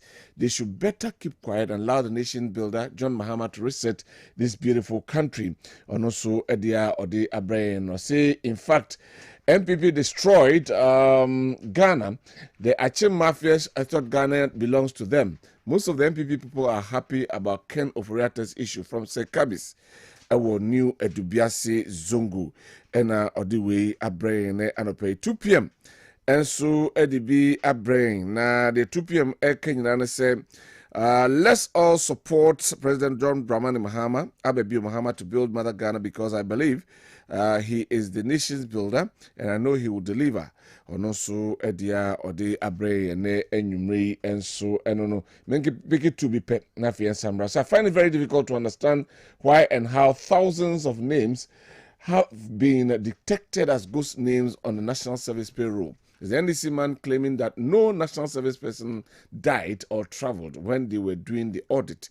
Those in charge of the national service scheme during the MPP regime should come out now. If they are found culpable, they should be tried in court. If the NDC claim is false, Abraham, Ewo Aguna, Odiwe Abraham, teacher Kujo Ewo Tepa in Nasusu say the AG should listen to himself. He's quick to exonerate JDM from having a hand in the current clearing of his former appointees, but is happy to endorse claims by his NDC party members that Nana Dankwa has a hand in the trial of his colleagues when they were in opposition. Shame on AG for his actions, as he is not a judge to clear accused persons of committing crimes against the state. Can he also charge current MPP appointees with crime, any crime, given this recent actions? Okay. And also Edia Ode Abrayan. The OSP is subject to the law of the land. His office does not have the powers he has arrogated to himself to label someone as fugitive. It is only the High Court that has those powers. I think he has goofed and will end up paying a huge amount to Ken Ofori-Atta for defamation. All right. Yentua so na fe yenhwe Council of State de no ehu hia me. Ashanti region de no. Yenra ho na fe yenhwe ehu ensem. This Amasha Safety Dr. Professor Smart Sapo ho. Na yahwe. Ene ya yekase nanu Tuesday de no de asai to me amaso. Electoral Commission for Ayak and Hoboase Nyame Adma Monday day and mean ene yesa akoto abade yet and it's 2 of the aspirants in the shape of Angel Yurinchi, any one of them, and so I file it for injunction. Nina say on person mu kwan ye faswa ye elected the members are and they omukwa kujira hono matoaba the Council of State members no na fe identification ben na omode kontiom de nyasha ye ne omo bisu di nkonom say ade no wakoje de enso hye de botum enye da adwada eba so ewo prempe assembly hall all together. Prof Mamintio. Well, media minya ya nanka nya bato bia na dede ewo ho. We kra de ye wonu mum kwakuto mempanifo. So ho. Enti eno so kra so aje se de ntokwa ne ma abone ade ne afaso yidi a na se bebia de ani ache no nyo. Enye kra. Asembesi anase obi wo issue with election na 3 phases: before, during, and maybe after. Now say during the elections, where nya assembly area enye sa asemba ho eye counting because a hodie your representation wo in fact even throughout the election the representation honum but wait me I stop elections and if you find more adi but nya to adi we di gu box nim say kim na say the seal ni bia the seal ni to anu we ni adi a afi no asem bia ni hu bio aka counting omudi ekura de mako 89 as 86 senior yet higher kai constituency there 900,000 90,000 100,000 no nyina awie ma asem bia ma sisi ani aka ye fan say o kan kwe north na ho ba bi enem se nsem ho eno kra ya kan ke odi eno kra ya kan na nye 86 86 votes ya to awie amani 86 na beto awie eni yi adaka na ye kan 86 yesi mebunu bi free baby I don't know na me nim omu stake in the elections what momu stake pa in the elections any day mebunu sebe adwuma no ye chicha wo hu ni a wa kire se unim ye pa emre bi atwam no ho ne ye hwede ma wo adwuma me ye hwe ne so me nua minta kando me mate minta kando o kire se ye de ne koto health committee ni so enne no nama o kire no nama nia enye committee na adwuma ko no atimi fato ne ho so hospital by hospital he took interest. He may not be a doctor but he took interest in the area the man no Gavins Kwame Agboja ene ni road crowd there na say I say honam nentuma because so check it Gavins Kwame Agboja commentary on parliament floor of parliament for the time of MP abc na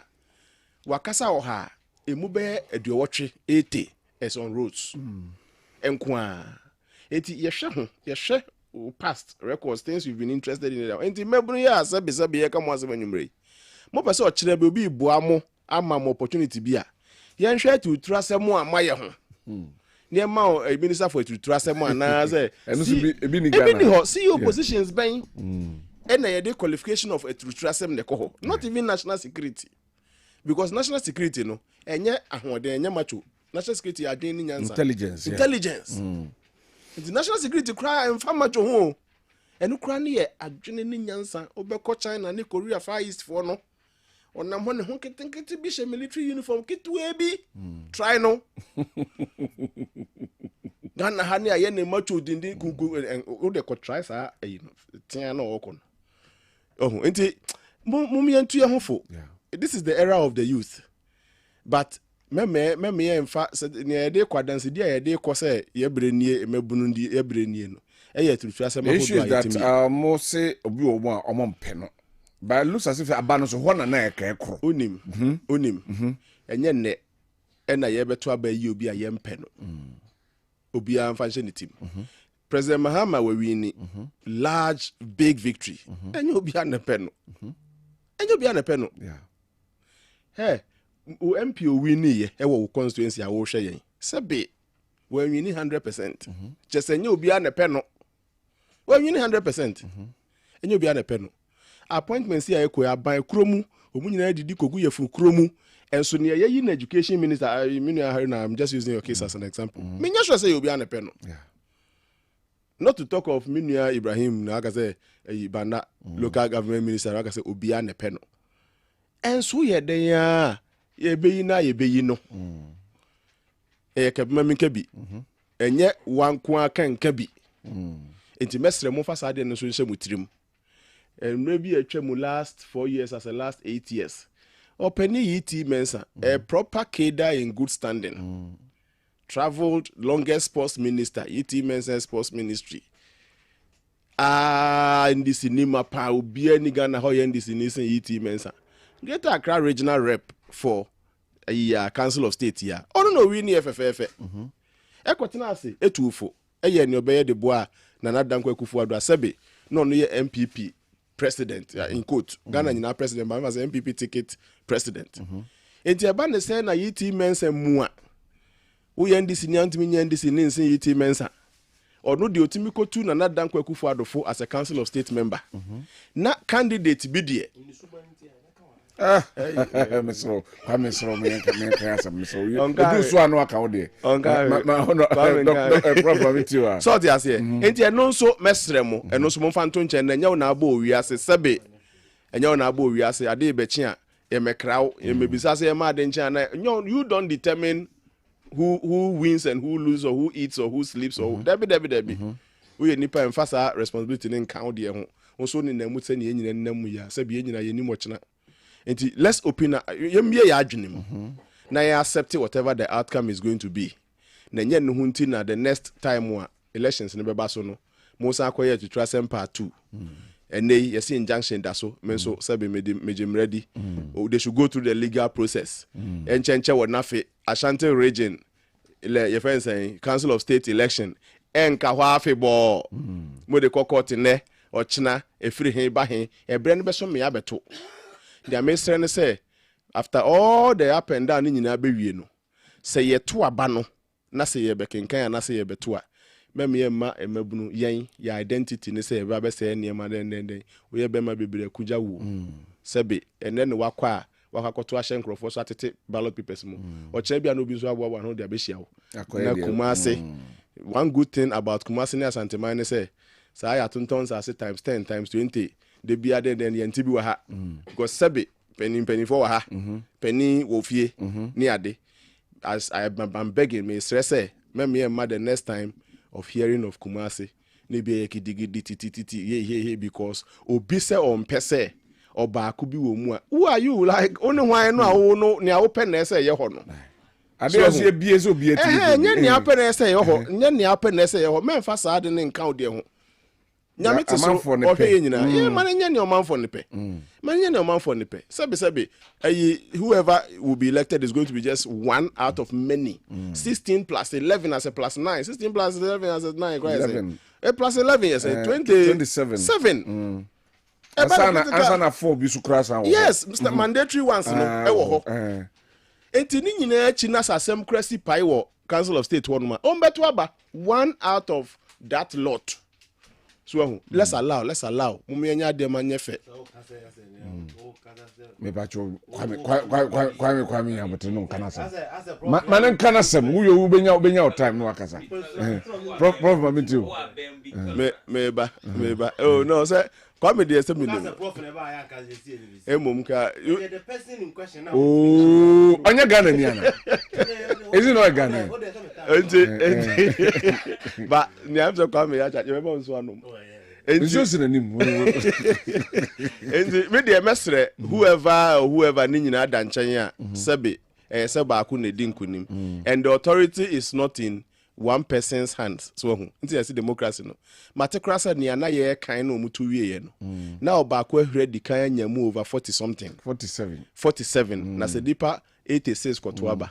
Na ba kunya 47 na ni page na ye 12. Wo feel say it will say besiesie wie. Say na ye na.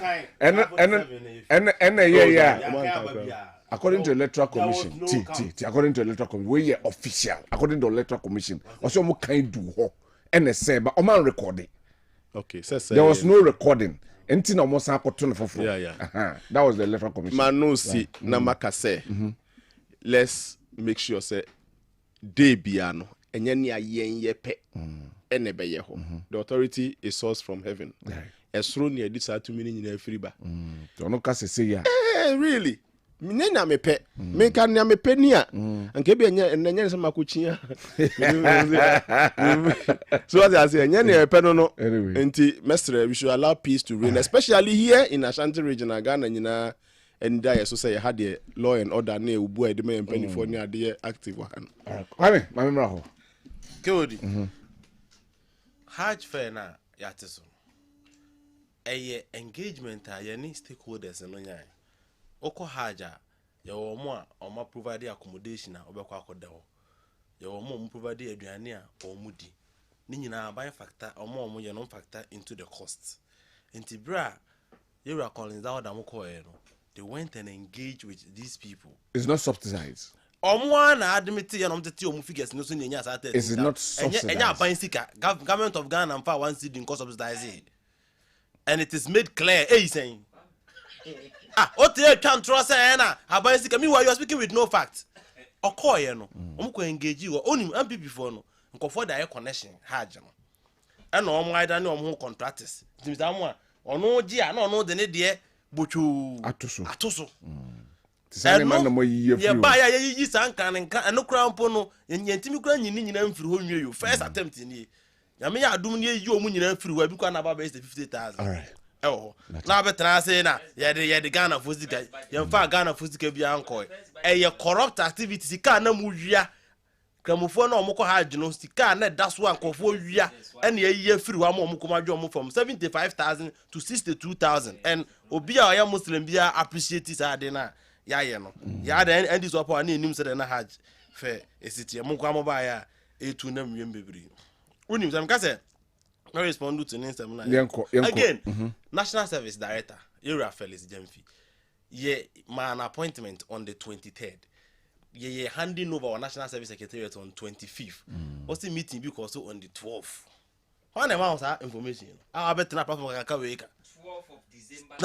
Na appointment to cry the man as director. It was 23rd. Near this over the data. Also 12 emergency board meeting when chair.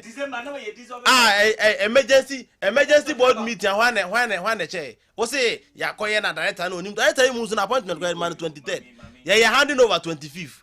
Abata try to yako kwame yako sky mo fire so anya bi ani. Enso e ba ya nru aba be gina edif. Enko for first sky wi adwane akotara buchiri. Obi di $30 million akodo afu amana sa afu. O tie defend no. O dey opposition na maba no asema ya asem ka obi akọ wi ska na so obefa to ho so a paremfo ayi ya fe ne say ayi akrobeto asem bia na nam social media o say maje pa bintimi so ebi no aja abetra ha unim Council of State ade no me senior masapon ya adwen say den ya there will be one person and ye to aba no wi den be ye enipa ba ko but you see area say it nipa bia on say ba asem minim komo mi nipa bia obehia no wiase bia who how you do with him papa ya ka na asem 2016 year to abawe elusu ye na o mache ye organizer na youth organizer atum ohine ya na che wo mo agona na that time na kosi regional chairman Kwabena na mukana na ye vice chairman Kwabena na mukana they also kana asem na me de hena me kana asem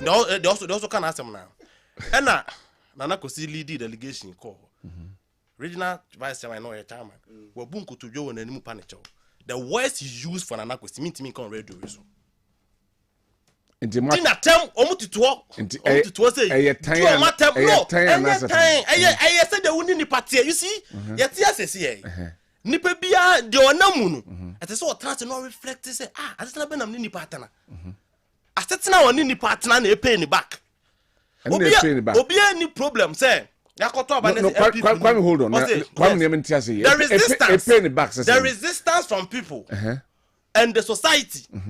Obia say nipa we the nipa we the no. The lifestyle ne say no nipa. Nipa ne mpene no. Omo to abai. O dey umia me ba about one general advice am de man nyina. Okay. Say what we say ni nipa ntena yi. Papa ni di attempt to say dey say be ye nkura bi. Bunkotojo won anim di attempt say ne. O ya regional chairman. What to person o Council of State. On cash. But don't say we are saying around. Nipa o show omo an access show. And the how you live with people. Asetina only ni partner. Nipa ba wa kwam. O say me ba asem nim. Nkomo na say start you. Because nipa no ye ya na ekobo de bia me kase Kumasi ha yeti. E yo mzi Kumasi cosmopolitan. Cosmopolitan ma aho. Because ye yeti ade. One show asole ba. Ubeshia obi anu ni ko school. One show classmate. Me say, wo ko shia girl bi kura oni ni di nkomo no. Udi ko maka kra do ya gba ni wan frin career no frin pasetia na afi wan ho ya na ya ko pifie just wan ho ya kra get kra won tanya atwi break wan ho ya kra won tanya bi from ha enti ya ho asolefo classmate fo masha ke odi businessman fo uni ke odi di nkomo ba ko mienu bo say oh minimu yawe minyawe ni we no ko school enti Kumasi na ya one family enti say unya so strong resistance e just uni ni pantie. Sit back as a person and look through your hair. Say, yeah, to us, say, obviously, oh, now, friends, boss, okay, say, mensa, Obia, no, I say, I didn't know be MPP, you know, now by a Council of State. No, yet, yes, say, and I, friends, Mr. Amwa, Abase or Council of State. Will you get that resistance? I can't campaign. Mr. Omo come new date. Love enterprise. Can Uber who's resistance? Oh, that's another what they name some of the MPP guys crying no more. What they say Rachel Sabunsu. And or Bass Officer of Council of State. Will you see that resistance from even NDC? And you soon said they wouldn't the partner. Omo was so now amount for resist to Omo. I said no money in the partner. And they said they almost treating the in the past. And I pay Omo back. And it should be a lesson to Obia that kind of resistance. Young nipper way, Obia's nipper way. And why? Now so quite Nanka quite alcohol. I say, Abana de say me na mo. Nkayako. Abano omo kan no. Ena agent na nkasa confusion ba ona ma ade ba mu. Confusion be agent na. We see oh, what say sorting no. We see we ya media we ya yi media. What I say? And decide you that make a clear by and I'm saying Uncle no ma from what dada. And no mo do omo here dey. FM. Obi an supported their cause so and yet undemocratic and we don't support it. But a general advice na you two ye nyina ye ho say uti wiase ase na minim me ba won say esa kosi so hu say de obesini ni partner en fa won say anya tie anya pipi ai asase jima onya pipi ni o wa na me the best man okay what I say so en fa won ni one pipi anya political party affiliation obi nyina ya nim say obi ya pipi ya how you sure you see you car the luva la katika omo chama Ota bompa e wa na bam see you how you yi card yi fa you how you cover onte Luvika la vacheka Luvika to not to the ashera ya na tu krom ase ye shia na movement ni asese ni akwa baby obi ani asem so it is how I woni ni partner because me hu de ntu obi MPP ni no so oba council of state no obi so one pene ma because nya NDC MPP ni edito hey assembly members yemfa council of state na nya NDC din MPP din edito no Debi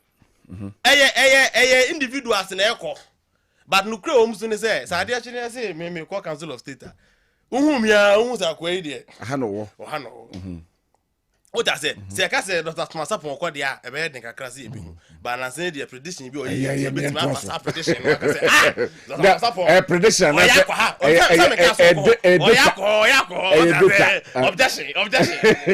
say overrule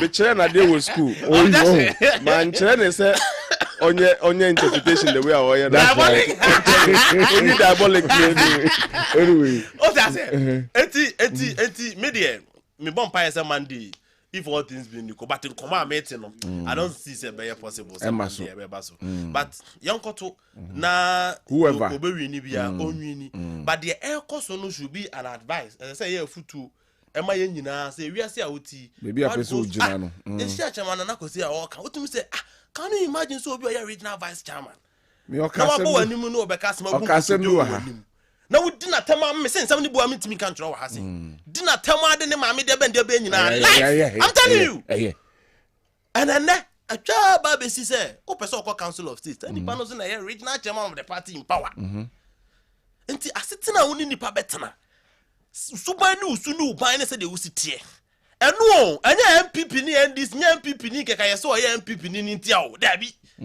another say I listen I was on bebere was so enim so mo MPP I don't know no kwa no mami bi hu say na yibo RCC and I'm say na mami we kra de no mama na ma mo kofa papa ya akofa nsem bebere abi because there are people even when you know say of this political party you cannot even resist him I say na come here what I say na come here your communication or punch pa but good morning Ghana untimi nyim firi wona wuti what I say because the way a manner he will do his presentation even though as an opposition person you love it but you will still be forced to listen to him because as a young communicator you are learning and I said they make out say and the party people MPP for be wo ha ebi anko mo ba ya ohun time ya bi mpede ba mu former regional chairman it was a dying minute e chese senke bi kura ka bi fo ni yom homework yi e na o mo select obi asemu ni ho a obi ani ni asem a nipa do no oni nipa tena yi na asetase na osi bu nipa ni nipa tena ke bi kura ka yanduru this stage right thank you man ko naje asama ba love enterprise senior bada wase unim oze menu ya kwa me ubisa no question say aban efa haji sika ni bi na ontumi nyia no me say oyano first budget oyano wo de me say first budget eba because omokoye enyo bi na kotisu mo de haji be ka beto baby me pesa me chira wo say me pesa me chira wo say you see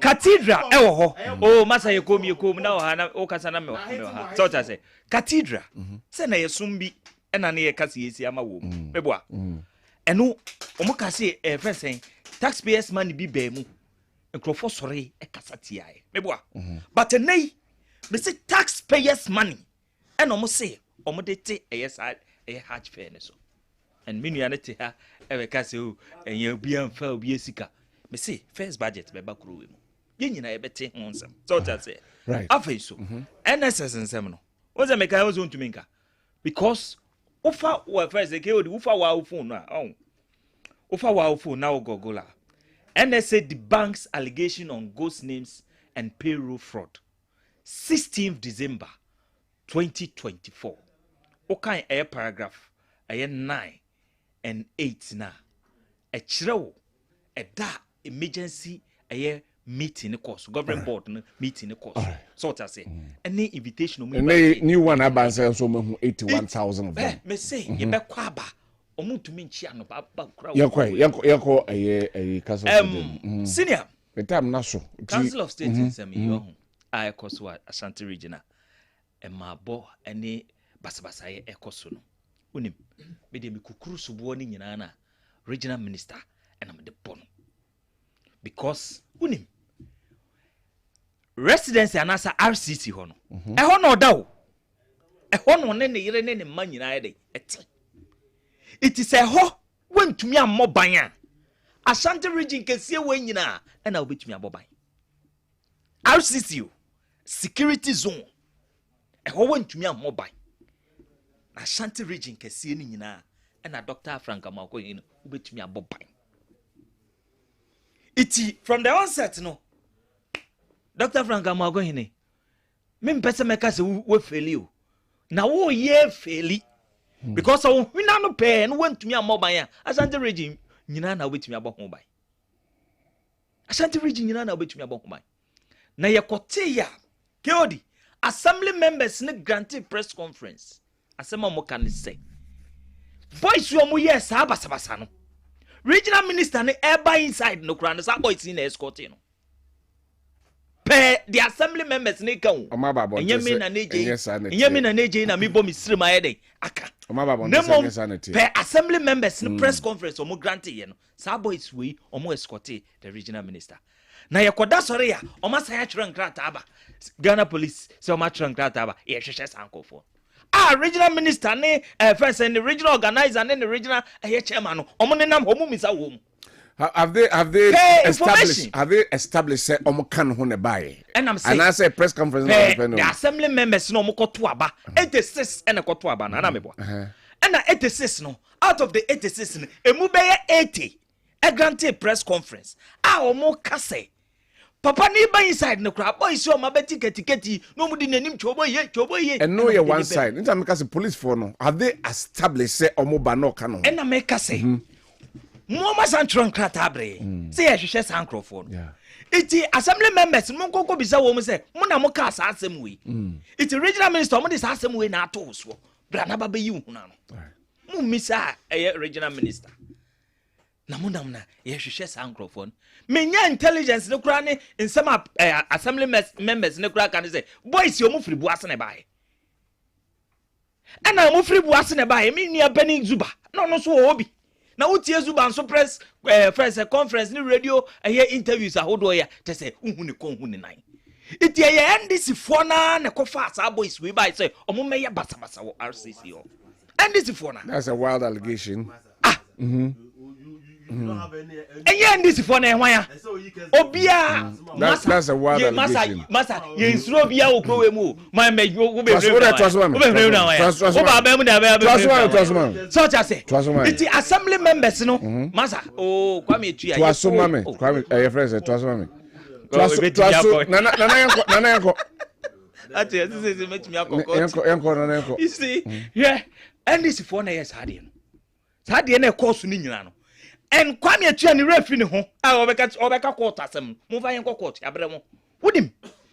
What how I justify asem no. Say obi subai na when nke ko yanke be resist when you be resist wa confirm ya ma me say ya. Ono te ho no. Enye sa no ne submission o kai. Say obi ni pantena yi, say ga oni ni pantena yi a nka we offense wo ba nka obi enu be resist on kokasa original chairman nim say koka it mean send this for na ko yes ade. Because omehunu say ya kan obi die na we do 47, we do 46. It ye ne ye nkoya basabasa. Na wuti omon komo omoka. Ai ye de obi koye, ye friend chairman ya obi mpe, ono na ye see opeso oye. E wa Ashanti region ha. Ashanti region ha. Ye ntwema mo na ntwema mo kina. Asa ba no ntubi. Ati ena me kira mo say, asema mo kan say oh, ai wo say NDC ni ene ko council of state no. Why na catch say NDC ni ne ko. No maka say NDC ni. O maka. Kunti NDC assembly members na na. NDC assembly members no grant press conference chairman ya obi mpe na ono so mo pe no. Wonde wo mo kasa ni. So mo koto aba, ya bato. Ti mo ko chede o beto. Eti o pefe say, sa basabasa ye na ko so ni nyina no. Eye NDC ya na sheda ekoye saade no. Ekura. All in the name of say you say na nankansa buodu ni de mo kan na edoso iti fensen yen konko ye basabasa na yen konkoto no no atena he kan ya she date say na Monday e ba kwa koto o se bia na maso there's an injunction into no. Yes iti media asema make can say council of state about work kempo ene ye twitwa ye hu na the day of election dey ni besi okroma iti Dr. Frank Amaku hine se na wo sha ase na wo kasa bebre wo krom ha former regional minister wo keka nsem to no so oh wenya wo japade wenya wo say no regional minister no wan kasa bebre yo ne mum obomoden eye adwuma e wo fom ma asumdwe e ba santememu iti wo de asumdwe region ne jawo e ma eye basa because wo sha ase nipa 8 e na wu wo bo ase NDC boys so ta say ye sen wie nipa 8 omu wo bo ase no na face wa baby a woda residency ya samba be yetu trasamo it regional minister asumdwe be na opese wo de ba santemem ha. Thank you very much Anaje. Omode ma asumdwe emra mantemu ha. Mr. Mo mamintu Mr. Mo mamintu Council of State no ankasa no omodwa ne say omutufo omu wo enema mensa me hese o say omu vision is a committed advisory body anchored by highly motivated patriotic citizens for united Ghana. That's their vision. Omu mission is to offer credible, impartial and timely advice to the President of the Republic, ministers of state, Parliament and other public agencies to ensure responsible and accountable governance. Number 3 was who we are. The Council of State in Ghana is a body of prominent citizens, analog to the Council of Elders in the traditional political system. Analog, okay, comparable to the Council of Elders in the traditional political system, which advises the president on national issues. And the Council of State here, and yes, Ubiana is a constitution in a way. I'm a crime will be to me qualifies you to me. That's the more reason why Agriculture Alanche Martin, I can't say. And at the point, as I say, you abolish this Council of State near the second chamber. Second chamber, no nipa form second chamber. Second chamber, it constitutes faith-based organizations. Traditional professional bodies, artisanal associations, gender-based organizations, and then private sector, labor unions, academia, diaspora, and the PWDs, that people with disability. Now, Software Council of State now, it's like co-terminals. And it is every 4 years we are never done. Sir, Kayatimaji Nipetitu omu ye comparable to the Council of Elders in the political system in Ghana. Ya share say nipa we me fan say Facebook organization bia chairman of a Christian council. Oba traditional authorities be a president of a National House of Chiefs. Any other in painful sound near you. And now, omo a second chamber, omu two, a bine of one, and we young baby. Oh, the toss will be say. The son said we say no at the end any co-terminus because woman never try by you, Munipa. And the idea better now, a very neutral, more neutral than we are. A year too political. Politically exposed. Politically exposed. A bet me up one more to match that I Council of State, one we are now here bedroom, a very rubber stamp. President to bet my be away, we are going to do that to say. And the Yajuma, the rubber stamp. But what I'm trying to say is, they are launching a take say, what to compare. Make a way because some appointment it should be in consultation with the Council of State. Council of State any what to say. By yes, some appointment. Yes. But that tonight there will be as well Yajuma. Because disapprove. Because I go terminus no. Because I go terminus no. And as they say anyhow. Didn't you to because I go terminus no. Second chamber it will exist anytime. The beer was a travel. Because when you more no. Will be on the term OD or baby it's not true. And you know the honor permanent. We also they do maybe a says 3 months, no 2 months, no my. The court near yard, no business or no. Oh, it's a young son we say this. You're not a Ghana for any no. You come from New Sia near Timothy Chiroma because we are building a nation. As I say, we are building parties instead of nations. Yeah. And it's not helping us as a nation. And John, President, who were the power now? Say, Obetimi Assistant Constitution now, you move this Council of States. You in the second chamber, you're building on basis on some of these you're not born because we must know banners be independent constitutional bodies no. You be neutral ones, you bet almost bet survival other presidents. All right. It is very important see a best sense animal in the Timaqueni. And yes, I'm talking about Cosiano because we'll be a person in the Pacosha baby. We'll be a person in Pacosha baby. Say, yeah, Obetimi, Obekan be a man, or Adio and Yakra, will the Council of State be one because or numbers. All right. And it's sad and demands not sad you are MY. I feel back where is Pinusua. All I can say me very important. I was seeing use a corruption, anti-corruption czar. Now when you have prosecutorial powers or no bet me a prosecutor. One is not one the near be brave me a bois. I'm on my colleague. Since the Bianase politics and the more I'm why because of my baby I do here. Your mama time, I'm telling you, one can't John. So the time one thing as a son, ama or many ni ruling, and as any governors are idiot prover. Forget it. All right. Because one of the biggest chance. Your man blank check. Thank you very much, Mr. Mo. You wrap up 1 minute, you mommy. Just a minute. Soon you may you free.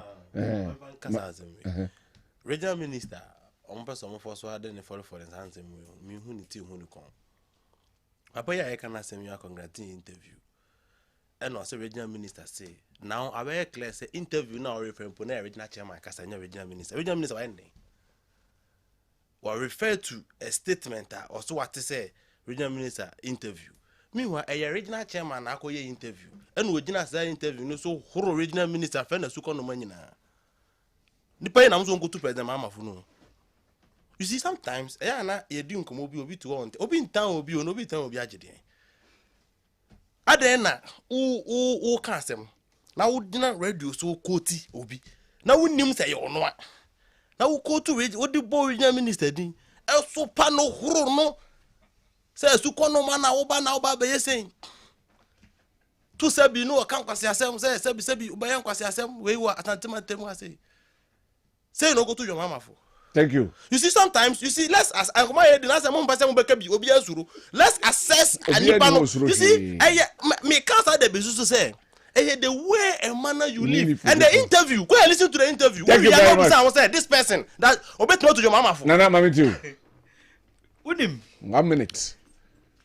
The regional chairman of the NDC on Sumpa FM, my body, no, I can't jam say, Omoma, a you be a company tia Joma, Okawaha, Mo, say, Omo be a company tia Joma, and Koya regional minister, and Koya council of state member. Now, council of state member, no, regional chairman, and a determiner. Huh? Kwame.